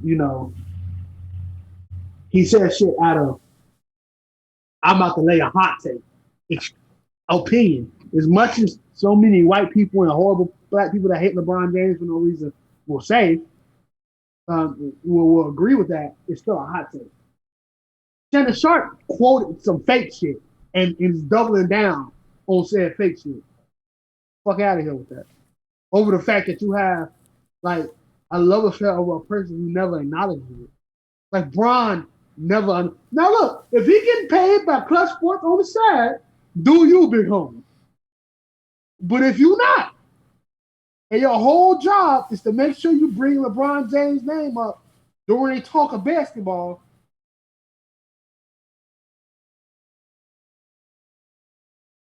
that ain't right, bro. The hoes watching, man. I know you get. I know you end up getting Eddie Murphy's wife. Great accomplishment. I haven't heard shit from her since. So I don't know how that. I don't know what happened after that. Look, I don't know, and I'm never calling that nigga Unc. The fuck up out of here with that shit. Whoever came up with that shit. I got one uncle. His name is fucking Warren, and no, I got two uncles. Another name is Now. He's shorter than me, which is hilarious. But fuck that. I ain't call this nigga Unc. Never. Nah. But yeah, so Shannon Sharp just won them. But let's go ahead. I want to talk about Ben Simmons. That nigga been talking real greasy lately, and I respect the energy. I ain't mad at it. So first, I think the first one was actually what he said about he says about the Lakers and the Nets. His thoughts on that. Let me get the exact quote. Let's see. However, Simmons didn't jump to give their rivals praise. Instead, they said the Lakers are the best team, are the team to beat as defending champions. He says, rivalry, I mean, if they keep the same team, definitely, but it's going to be hard to do that. Simmons told reporters after blah, blah, blah. We're going for the past champs, the Lakers. They are the ones that won the champions, so you got to give them respect to them. Brooklyn has a lot of talent, but at the end of the day, there's only one ball, and you got to play defense, so you got to come in prepared mentally. So, pretty much told them niggas, hey, we worried about them niggas in the black and gold. I mean, the purple and gold. Y'all cool and all, but we think Simmons is talking that shit. I ain't mad at him. Your thoughts on this quote? Right. You know, of course. He most likely will eat them fucking words. It happens. But they'll have the same record in the West. Same record in the East. Two top teams. And they was going against each other really, really fucking soon. I ain't putting no respect on nobody in terms of competition like that. It is the match to have, even though somebody getting probably booted by either the Heat or the Lakers before they even see each other. I mean, the Heat or the Boston Celtics before they even see each other. Or maybe even Giannis surprised these niggas. But he talking cash shit. What can you say? I ain't mad at it. I ain't supposed to be mad at the nigga. Like, I don't know, media personalities who would love, who would love, who create this controversy type of shit, would love to take Ben Simmons down the peg because he can't fucking score a bucket to save his goddamn life. But who gives a fuck? Do you want him to be like, yeah, man, I can't wait to go to this and next in the final. It'll be a jolly good show. Like, fuck no. Fuck that. Fuck him. Like, I mean, not him, but fuck y'all. So, but I think Kyrie took that shit personally. Did they lose? Yes. Kyrie still dropped 30 by himself. KD was like, fuck that. I ain't about to play this high intense ass game. He sat out. And Harden, because Adam Silver is I will run your fade. I don't give a fuck how tall you is, sir. I'm going to run your fade. It's tall as, my bad. Harden is injured, so he couldn't play. But you're going to have to back them words up if y'all see each other in that Eastern Conference Finals. Because they coming, dog. They coming. It's just the way it is, man. Just the way it is. Now it would be cool. I think Daryl Morey probably know how to coach against the nigga that he created, so to speak. Not coach, but probably have a game plan. Still got to beat KD. I know the Nets got to beat Joel Embiid, but we seen Joel Embiid get mollywopped in a playoff series. KD has only lost to greats, so I don't know how you name KD series lost and who the fuck beat him. All them niggas going to be in the Hall of Fame or in the Hall of Fame. You deal with that shit, bro. You deal with that how you deal with it. I don't know how you gonna deal with that. But like, I ain't mad at what Simmons said in regards to the Nets or the Lakers. Like, but regardless, it puts a bigger bullet. Well, not bullet target on the Sixers. Simmons specifically because it's like we both, especially you've been more critical on Simmons this year more than I have. So it's more like, well, nigga, you gonna play a role in whether or not these niggas you beat these niggas if they play each other. So, or at least really success and come playoff time. So I'm like, we already know Ben Simmons is more than likely to shoe in to win Defensive Player of the Year at this point. Literally, is the shoe in. Numbers don't lie, and his quotes don't lie either. So what's the off chance that has that ever happened? And I'm pretty sure it did on like a fucking OG team. And technically Jordan and Giannis did it. But you have a team when there's a defensive player of the year that won it once. Now, I didn't Iverson do it with Mutombo? Or no? Yeah. You did it with Mutombo? I understand what you're talking about. Yeah, I think that's in recent memory. I think that's the only team in recent memory. Shout out to them niggas being able to do that. Like I said, technically, Giannis and Jordan in the league, they fucking on. Which I still think they did Giannis so fucking bogus by doing that. Because whatever happens for Giannis in terms of his career, he's going to live up to a year in which he won Defensive Player of the Year and MVP in the same fucking year. And that's compared to the GOAT. I know that's neither here nor there, but look, that's comparable to Mike and arguably the greatest center ever, Hakeem, depending on who you talk to. So, I mean, Kareem is still the best center ever. But yeah, like, I just hope Simmons is ready because now this thing, you're the one probably guarding KD. Your job is to limit KD to somehow shoot below 50%. He's gonna drop 30. Make that a nasty 30. That should be the goal. But there's one thing that the Sixers do have. They do have Joel Embiid, and it's just keep that nigga healthy. They got depth. They got Joel Embiid. My nigga, much as we talk about fucking Harris ain't ass. So Tobias Harris, coached by Doc Rivers, is a form. It's a form. I don't know what it is, but when that nigga's coached by Doc Rivers, it's a form. He's a different Tobias Harris.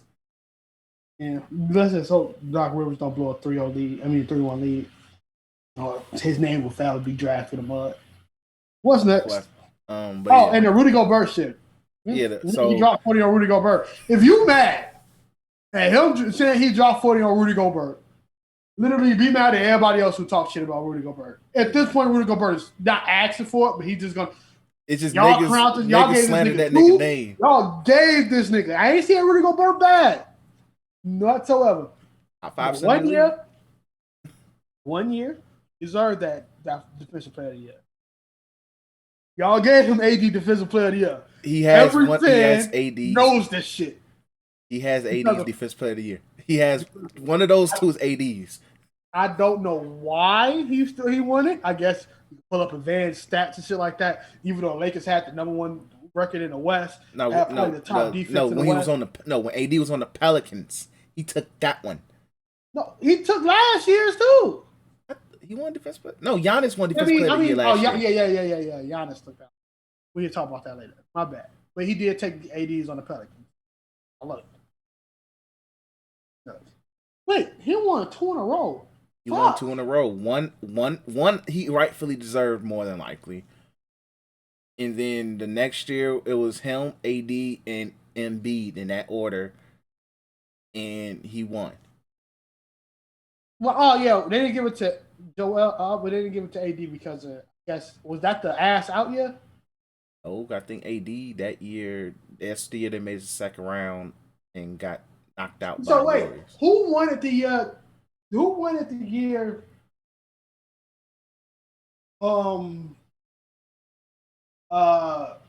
Giannis won MVP. Giannis won his first MVP. I think they gave that to Draymond. They couldn't have gave no. And it wasn't. No, so what? Rudy it won. was Rudy won. No, Rudy won back to back. Yeah. Then Draymond won. But that's cap.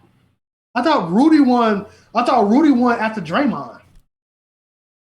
Hold on, let me look it up real quick. Because we are the threes from the ring, like factual information. D boy, A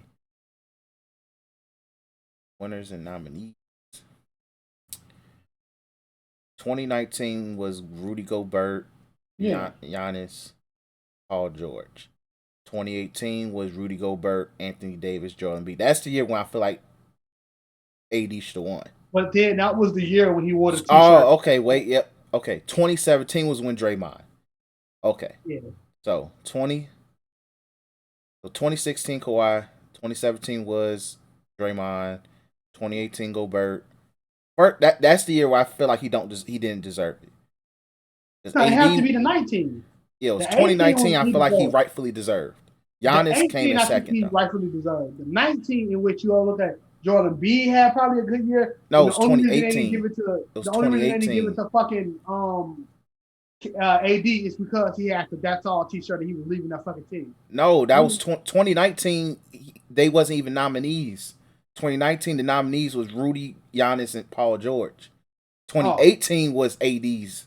That was the year when. Okay, then 2019, yeah, he definitely. They ain't giving shit to Paul George, and I refuse to Giannis to have back-to-back double years. Fuck that. So yeah. You right. Oh well. But shout out to Rudy Gobert. But he did score. Like a lot of motherfuckers not stupid. Like it's a scorer's fucking league. So anybody can say they scored on Rudy Gobert and got them points. Like he plays the position in which I'm gonna get fucking poor buckets on. I don't care who the fuck you are in the league. Like, and this not me necessarily defending on Burke. I don't care who you are. We talk about AD and him being a defensive anchor and things of that nature. He get bucket scores on him. Like fucking Giannis.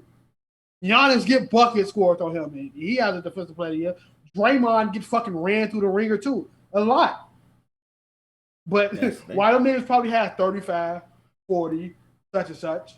Them niggas was able to keep them at those low ass numbers. Well, not low numbers, but at those numbers on a hot night. On any other fucking night, they probably would have had 20 points shooting 30 fucking percent.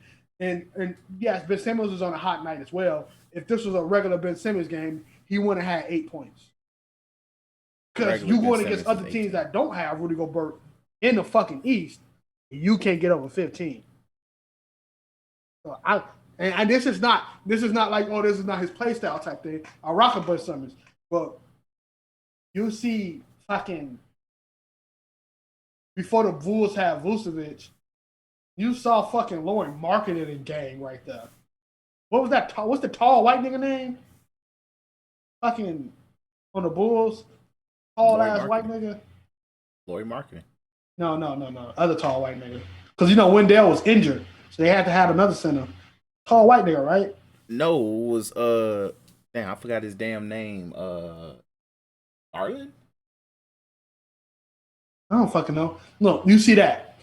Like, Mitchell Robinson not here, so, in the Knicks, they ain't got the fucking Taj Gibson, I think. I don't fucking know. Like, you can't score over 20 points. Nigga, you ain't get 20 points tonight, I don't believe. And DeAndre Jordan was the force you had to go against. So I don't want to hear that shit. So he was hot. But the same situation, and I somebody said this on Twitter, and I was like, but I do believe it too.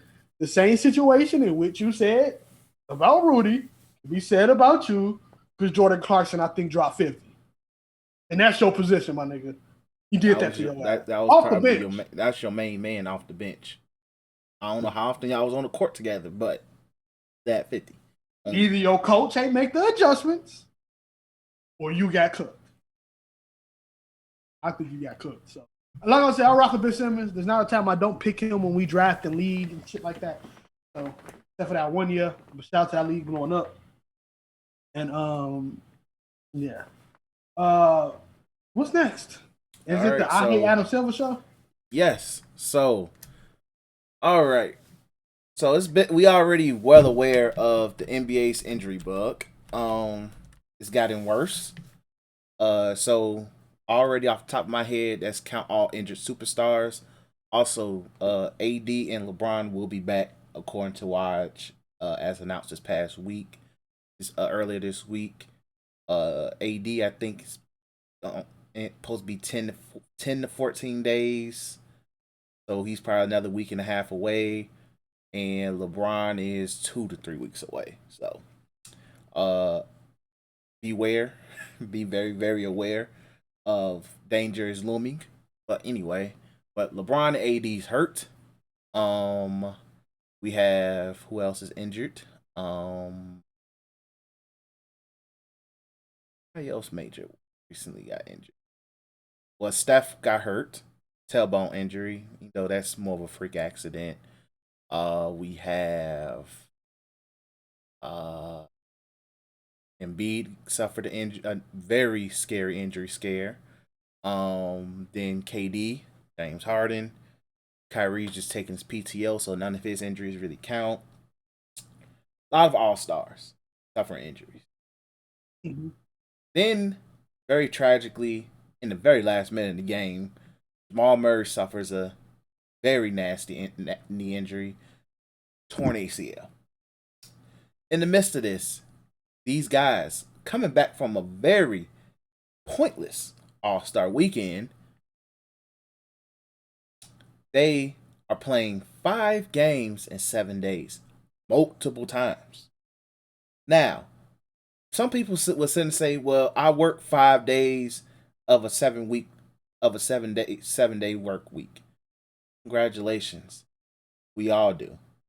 But you're also not running up and down a court, banging against grown ass men, dunking, shooting a ball, and having to defend grown ass men. And then having to also be away from your family, travel, get COVID tested 14 times a day, and what else am I factoring? Practice when they can, and shoot arounds, talk to the media, and all that other draining shit. Physically, mentally, that's a lot. And you still playing basketball 5 days. I mean, five games in 7 days. That's a crap ton of basketball for anybody, especially grown as adults who for some of these players, especially younger bodies, even some of the older bodies, have been playing basketball since they were freaking 8 years old. Organized. And that's not talk about how the AAU circuit goes. So a lot of these niggas' bodies have mileage. Some of these younger niggas have ACL injuries at the age of fucking 13. So with all that being said, these niggas got a lot of basketball on their ass. And you telling them to say, hey, we want you to play professional level basketball 5 times in a week. You know what's fucked up about that? Because Jamal Murray and Jokic, even though he's a superstar now, they're not at that level when they can say, "I want to sit down this game." They Especially still Jamal Murray. Like Jamal Murray, if Jokic was sitting there and tell Mike Malone, either minimize my minutes this game or let me sit out, I'm sure he would at least get a big He'll look at the schedule and be like, who we playing against tonight? Taj Gibson? Yeah, sit your ass down. I don't care. Jamal Murray, no, not so much. No, not yet. And I understand, I understand that. But like the Currys and KDs, the Brons, even though Bron don't do it, I think Bron don't sit out so his body won't get used to being non-active. I think he literally stays. He participates not to stat pad like some people do. Probably at the end of the game. Some are stat padding moments, but he play. But if he can play, he can play.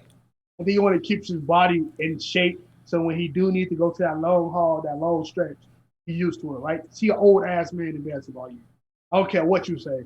Just like me, when I get up from my fucking desk at work, from work, I'd be like, ugh, because I've been sitting down all fucking day.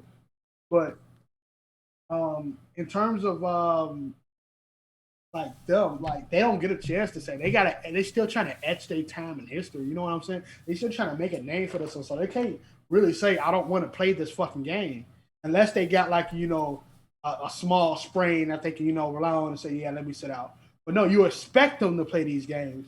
Most of the time, they didn't even have fans to play the games in front of. You expect them to go on the road for these road trips. The bubble, understandable. They didn't have to go that far. The biggest hurdle for them was not being able to see their family, which is a big thing. But in terms of playing the game of basketball, they still didn't have to travel, things of that nature. This, they're still traveling. Some of these players are coming off of 78 days of rest in terms of basketball playing. So some of these people didn't even have a summer fucking break. Like, etch that shit, bro. Like, and crazy. You wanna know why some teams are doing so well? I'm sorry, and in terms of they're not doing extremely well, but they're doing better than other like they was last year. Let's think about it. New York Knicks didn't have to fucking play in that bubble. Oh. Sat home, got ready for the next season. Their record ain't the best right now, but it's better than last year because guess what? They're fresher than everybody. Think about that shit. And a new organization overhaul somewhat. Some shit like that, I guess. Don't want. I want to say Chris Paul is a main factor to building that team up. But guess what? Them niggas fresher than everybody as well. They were still in the bubble though. How many days of rest they had compared to LeBron though? A lot more. They had a summer's break. I'm pretty sure they had like over 100 days or some shit like that. Probably 90. That's still fucking 3 months of rest from a grueling fucking season. So the Jazz got booted, what, second round? First or second round, I don't remember. First and round. then like thinking about like I know Jimmy was dealing with COVID, but still like I'm pretty sure the legs on some of the young guys, especially who ain't used to playing this fucking much, like the Tyler Heroes, the Duncan Robinson. I know them niggas tired because they was in the finals with fucking LeBron James and Anthony Davis. And they had to play more minutes and had to play more minutes because niggas was dying. Them niggas was fucked from the get go. So you can't tell. The Nuggets had 2 game 7s. They had 3. They came back from 3-1 twice. And also went to what?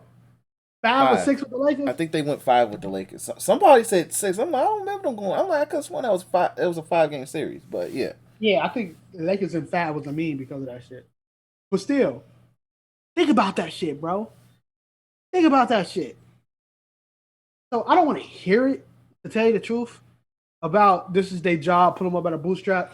Back then, fucking, they was fuck them niggas back then. Half of them niggas can barely speak because of how they played. Fuck that. I don't give a fuck. They decided to play that. Nobody watched fucking basketball back then. Niggas caught that shit on VHS. So like, what the fuck? You give a fuck about that shit? Basketball didn't get popular until Magic and Larry Bird started feuding. And you can quote me on that shit. That's a fact. That's legit a fact. So I don't want to hear that shit. Them niggas had to work at the fucking steel mills because they got fucking paid peanuts to play recreational basketball. So them niggas are non-factor. Shout out to Bill Russell. Shout out to Wilt. Shout out to them crackers. Fuck them niggas. What fuck? Adam Silver was always dedicated as the players, nigga, whatever. In terms of trying to build the NBA as a modern brand, he did some shit, right? Social media engagement, even though it's fucking toxic as shit. In terms of like worldwide, things like that. A lot of players are big in China, except for James Harden, and usually it just used to be Kobe. So, but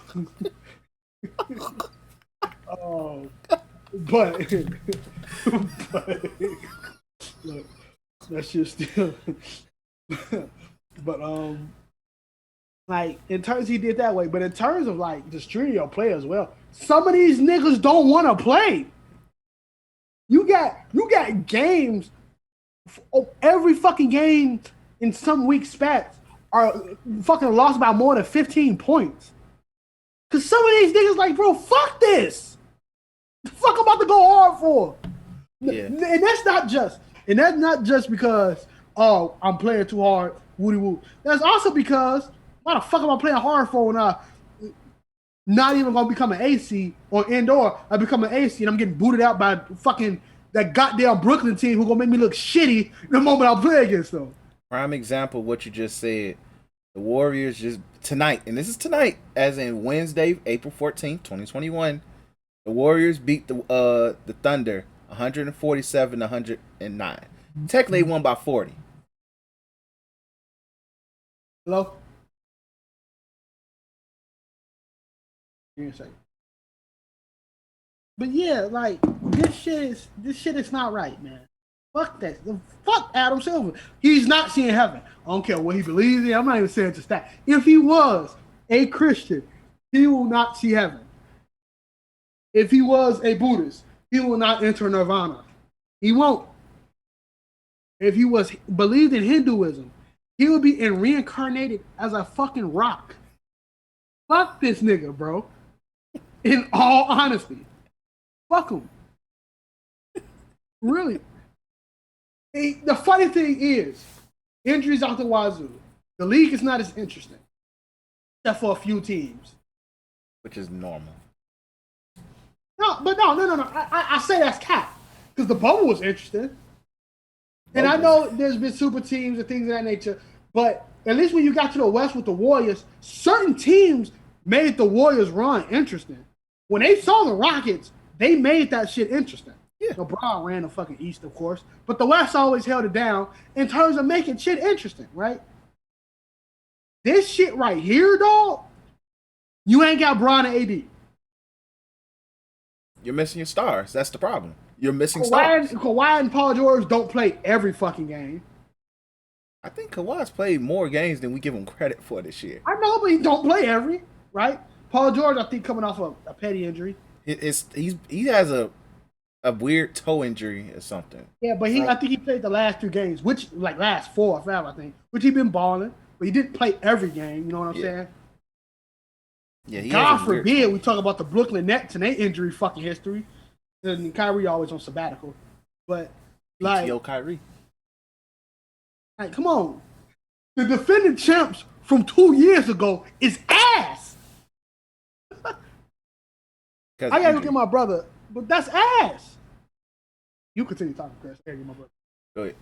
But what I have to say is like I'm not one of. It's like the league has always never been no parity, man. Never will be parity in NBA. Like it's always been one great team, and hopefully somebody takes them out, or you got one team that's close, and they normally in that conference. It is what it is when it comes to that. But I think when you have injuries to stars and it's to a consistent basis at this point, it's nasty. It's not good for the league. It's not good for, ratings. It's not good for none of that shit. It's like, even with a sport like baseball, if Mike, and literally I'm just naming niggas in baseball, if Mike Trout, Tim Anderson, Javi Baez, Chris Bryant, I think of other big name stars, Aaron Judge, half the Yankees hitter, 1 through 5 of the Yankees hitting rotation was to all get hurt, plus all the top pitchers. I'm not watching baseball. I barely watch baseball now, but as an example, nobody gives a fuck. If half the quarterbacks in the NFL, primarily if Pat Mahomes, Aaron Rodgers, Tom Brady, Deshaun Watson's freaking out in massage parlors being a fucking freak. And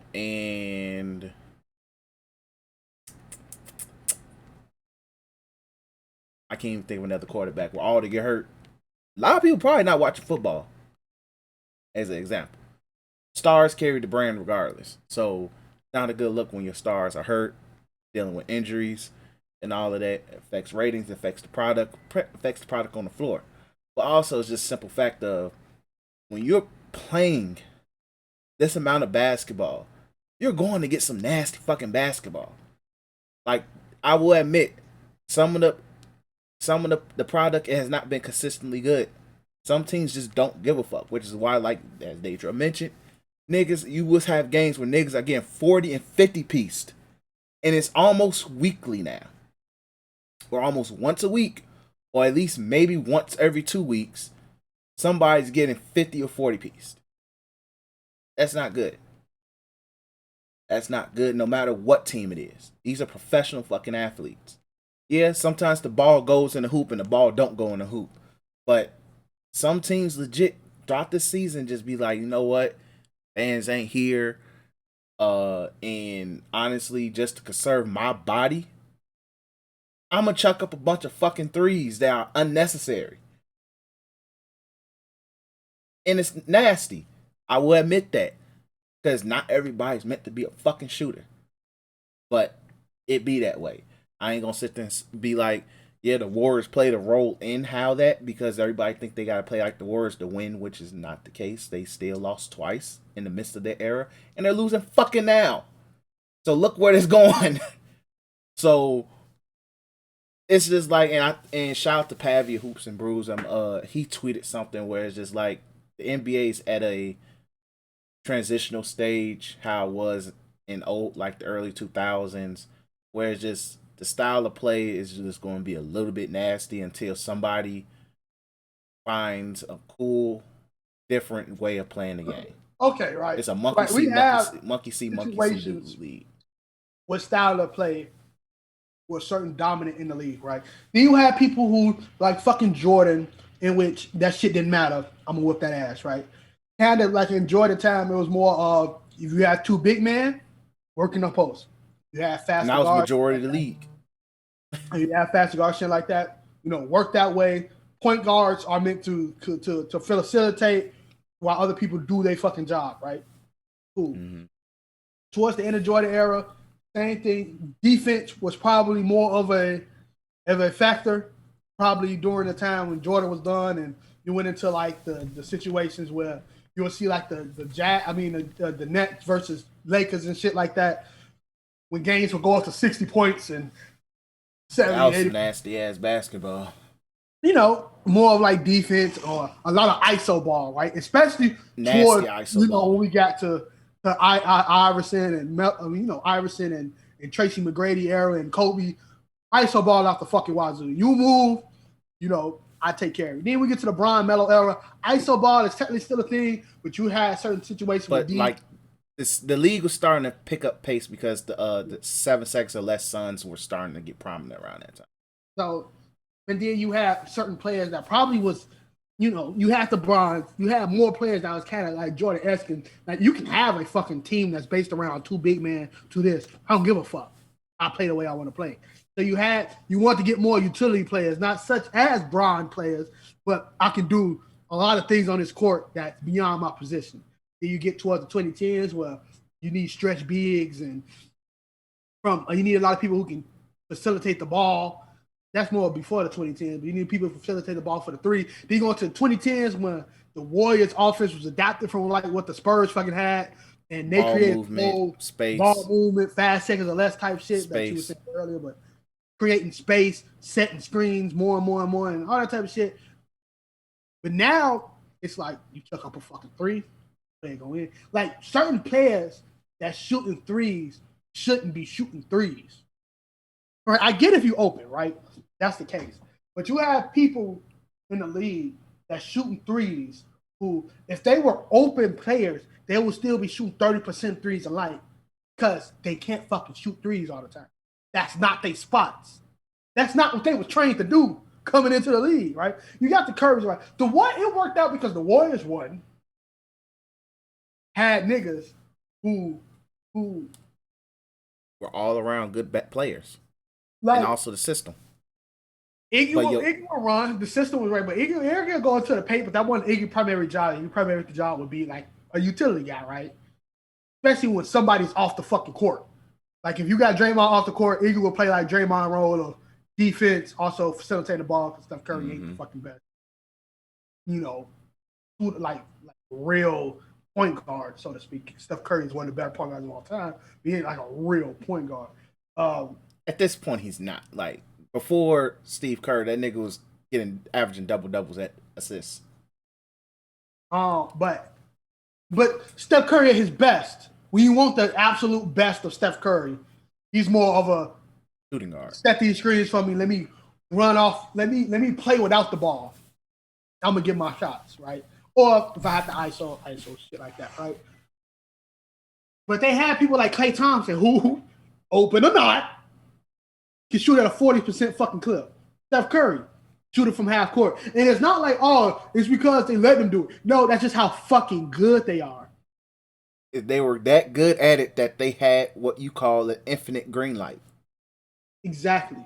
You know what I'm saying? And then, yes, you got people like, I think some teams realize that, okay, certain teams adapted this style of play, we can do it too. James Harden, when they adapted that 3-point, when the Rockets became the leader 3-point team in the league, they got motherfuckers who can shoot. Did it bite them in the ass at a time? Of course, yes. Because nobody didn't know how to do anything but fucking shoot the ball at that point. But James Harden, one of the best players ever, will go down probably top 20. Chris Paul, considered the best modern day point guard of all time, top 5 if you want to keep it buck. They're going to make their threes because they're just smart players. Then you pass it to Aaron Gordon, who can shoot above 30%. Pass it to whoever else who out their team who can shoot that. PJ Tucker, who can stretch the floor and shit like that. You was going to have success that way. When we look at teams like Sacramento, our hometown, Bulls. Look at teams like who are your team gonna shoot 40% like Steph? Sacramento spent money on Buddy Hield just in case people thought he was gonna be the next Steph Curry. Buddy Hield can shoot. He's actually a shooter. He's a shooter, but should he take as many shots as he does? No, like that nigga literally like that. And this is my main problem is just okay. Buddy Hield's legit a shooter. He was a shooter in college. Like I remember that nigga was lighting shit up in college. Comes in the league. Of course, he's going in a more of a shooter's league. That don't mean I still want him to chuck up 8 to 10 threes a game. No, that's being extremely unreasonable. No, same even with Duncan Robinson, sharp fucking shooter. I still don't want Duncan Robinson to sit there and be like, well, I want him to shoot once again 7 to 10 threes a game. Now if he's hot, he's hot. But when you look at probably attempts, I'm pretty sure, but he'll probably lead the league because I think he's just at a ridiculous amount. I think they legit told the man just shoot 12 threes a game. But it's the insane amount the clip is. And that's the problem. Certain players, no. Like if you hot, you hot. Like even Steph don't go as crazy unless Steph just feels the asshole in him, just like, yeah, I'm feeling it today. If it don't go in, it don't go in. But still 11 threes today. But I mind you, that shit was smart. Yeah. Like it's not it's shots that he know I'm gonna make it 70% of the times. Not because for him it's not a bad shot. There's no such thing for him as a bad shot. For everybody else, not it shouldn't be more than fucking 30 people in the league averaging more than fucking 7 threes. I agree. There's better ways to get to the point. Like I think Draymond was saying on the podcast or KD or some shit like that. Those KD was doing. They did a Twitter got the fake clubhouse thing. Yeah, I think they was on that. I was listening to that too. And this is all for like content reasons and stuff. It's good to hear basketball players actually talk the game instead of we relying on fucking the horrible thing that is basketball media, right?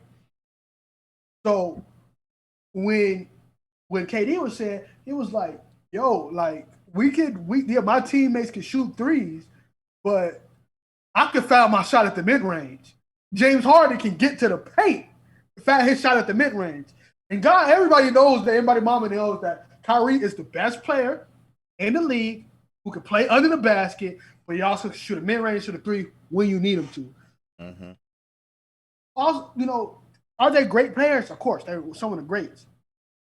But if they realize that the 3-point shot is not the only fucking shot, why can't other people realize that? It's more along the line of the system, and this goes back to systems are meant to be broken. If you look yeah, at I agree. the But Rockets, like that okay, one series where you realize they missed 20 plus of them things. and all they needed to do was just somebody outside of Eric Gordon say, "Fuck it, let me go make a layup." But that's a different story for a different day. But yeah, I agree. Systems are meant to be broken, but it's also the fact of okay, for the Nets is a unique situation because you have three dudes who's probably going to shoot the ball at least 15 times each, and they have Is the Knicks that much of a unique situation? Hold on, is the Knicks that much of a situation? unique Lakers, in a right? sense. Unique Lakers in a got sense. two. Lakers got Unique two in niggas who can. I wouldn't call LeBron at this age right now a triple threat player. He does that ugly step back three. He does that he can get to the paint. But I want to say he's an efficient mid range shooter. Probably can hit a couple fadeaways when he being the fuck like you down. when his mid range goes in, it's like that's the scariest version of LeBron out here. Exactly. AD can shoot from anywhere on the fucking court, right? Yeah. But he also relies on getting to the paint. But he's more of a mid range shooter. Like if he'd rather shoot in the mid range. And then he can back down niggas as well inside Yeah. the post, things of that nature.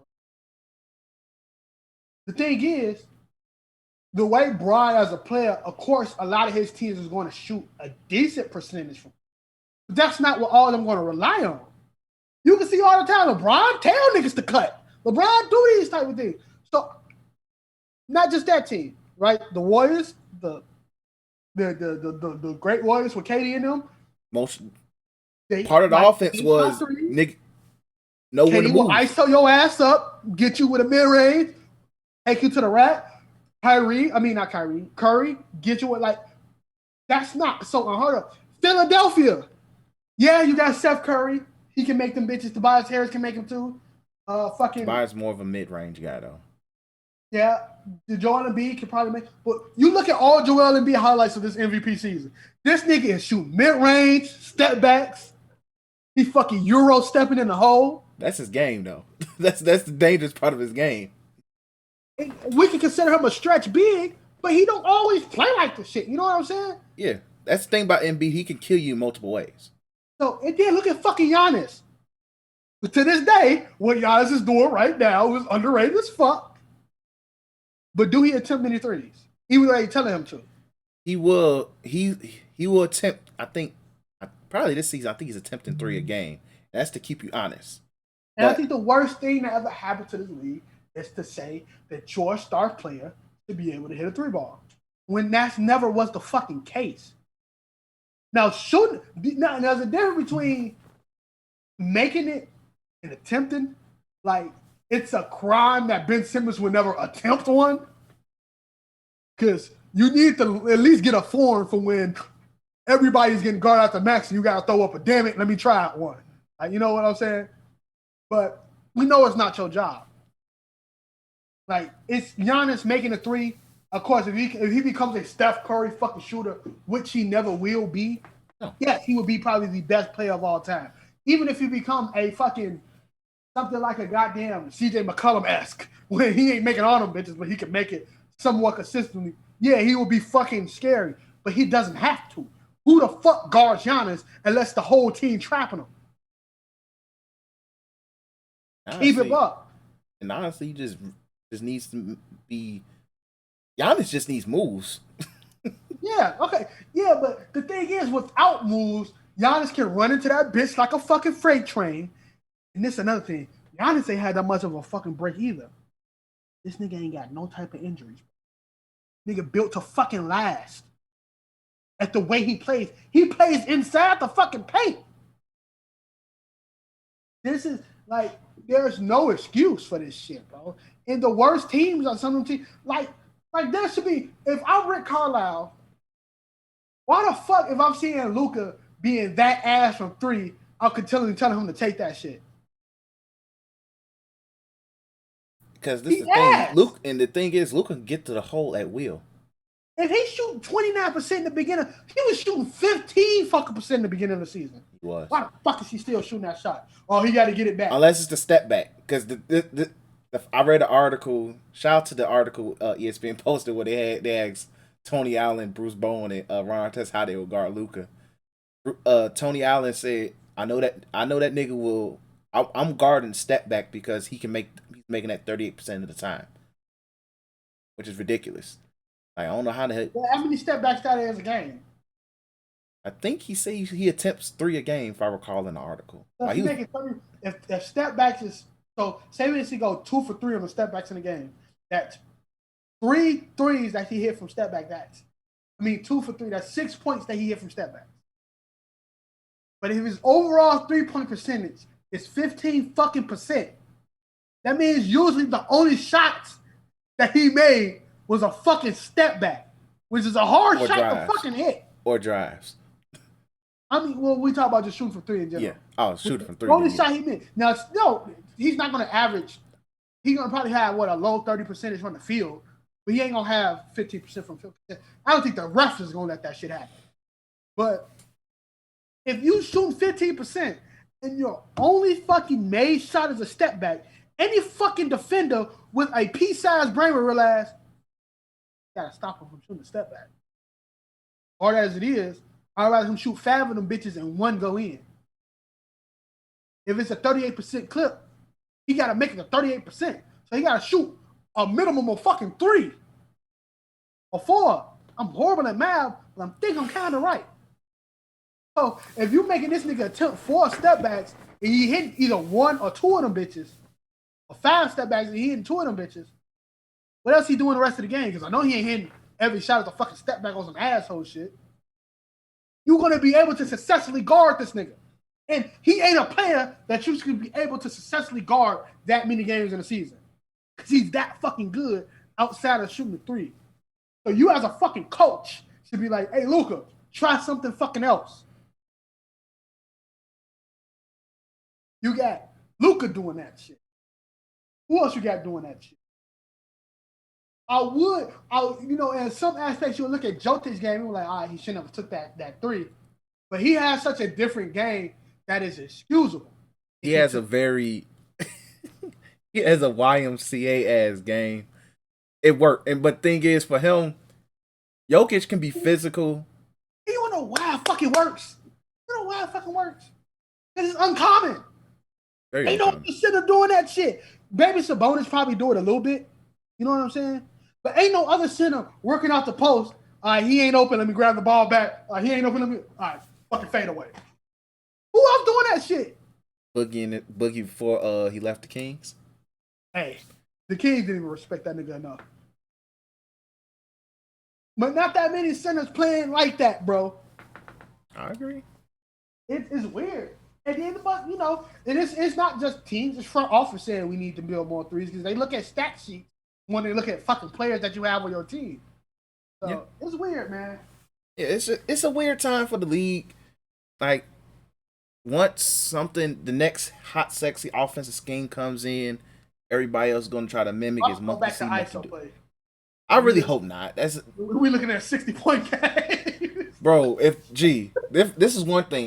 The NBA is perfectly fine with 100-point games being the minimum. Because that's how it was in the 80s. It was a fast pace. Niggas played defense. Niggas somehow still got to 100. It was just more physical back then. I think the league is cool with offense being king. That's not a problem. It's just how the offense is coming. Because that's the thing. These niggas is coming in a lot more offensively gifted than almost ever. Like, the moves, the dribble moves, Euros, step backs, all the shit that they see that the greats is doing, they're going to mimic. It's just more along the lines of they're not coming out as smarter players. And also, a lot of these coaches also are just scared to sit there and be like, no, that's not you at the same time. And this come from like an early age and all of that. It's just, as a lot of people say, players are greater, a lot more athletic, but IQ wise, and even I think Draymond said these niggas not that fucking bright. So it's like, and that's part of the problem. So it's just more on like how these kids are coming in, because it's like it's one thing to sit there come into a situation where like Talon Horton Tucker, prime example. Coming in the league, I think undrafted or he did get drafted, I don't remember. But come in. You're a rookie on the Lakers. LeBron is there. So you go in the G League because LeBron don't trust any goddamn rookie. Spend your rookie season as a goddamn in the G League doing your thing.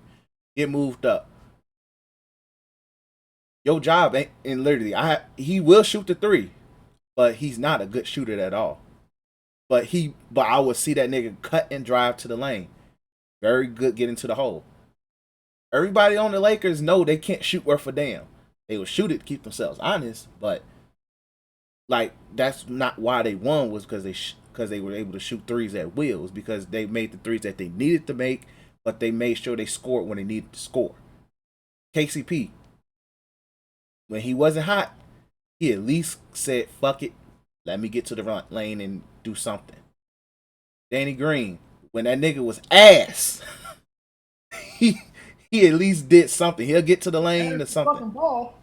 He at least pass the ball. He'll do something on defense. Like, it is what it is. Like, I don't believe when people say when you become a LeBron team, you become a jump shooter. I do believe you're going to have to legit be able to make shots because you're playing with a person that's passed first. So it's not an excuse. You go, oh, he became a jump shooter. It's kind of what the fuck you're going to become when your best player on the team is a pass first player. You can say the same thing about Jokic with the Nuggets. A lot of them niggas are jump shooters because of the way they play. You're jump shooters or you're going to fucking cut. The common sense thing is, if I see Danny Green cutting and I don't even play basketball, I'm probably gonna get dunked on, but I'm defending. Now, when you look at that Danny Green, when he was playing ass, he did other shit. He didn't just stand there like this. Now, if you're a Duncan Robinson-esque player, a JJ Redick, a Seth Curry, a Dame, even though Dame is better than just a three-point shooter, a fucking Luke Kennard, a Joe Harris, even though Joe Harris, KD even said he's better than just a. Joe Harris is a very smart guy. Joe Harris has. Did somebody get game? I don't know. Wait, Luka probably just gamed them. Yeah, second career game. Yeah, Luka just gamed the. Hold on, now I need to see if it's gonna be a step back. Hold on, see now for joke purposes we gotta see if it's a step back. G, hurry up and show the replay. It was a 3 and an absolutely ridiculous shot by 3-point shot, ridiculous shot by Luka. Hold on, I need to see this. All right, here we go. Luka goes up, bro.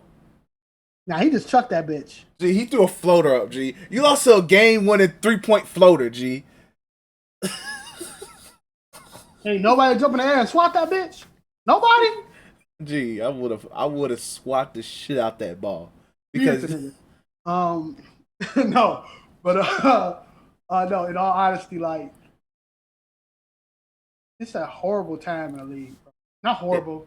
It's a rough time. I'd rather watch this than the fucking Pistons win another ring. But yeah, I don't. It ain't too interesting. I look at the league pass. Like the fuck I'm gonna watch the Knicks versus the Kings for. Even though like, it's gonna be a bunch of niggas chucking up threes. The funny thing is, the Knicks is one of my favorite league pass teams this year. I like watching Julius Randle. I watch the Knicks versus the Pelicans. Not watching like I'm not watching the goddamn them play the Kings. Fuck the Kings. But like Knicks is a good team to watch in terms of like they're going to play hard. They don't shoot a ridiculous amount of threes because it's a Tibbs coach team. So there's going to be some schemes and schematics in there. And Julius Randle's just really good. Been really good this year.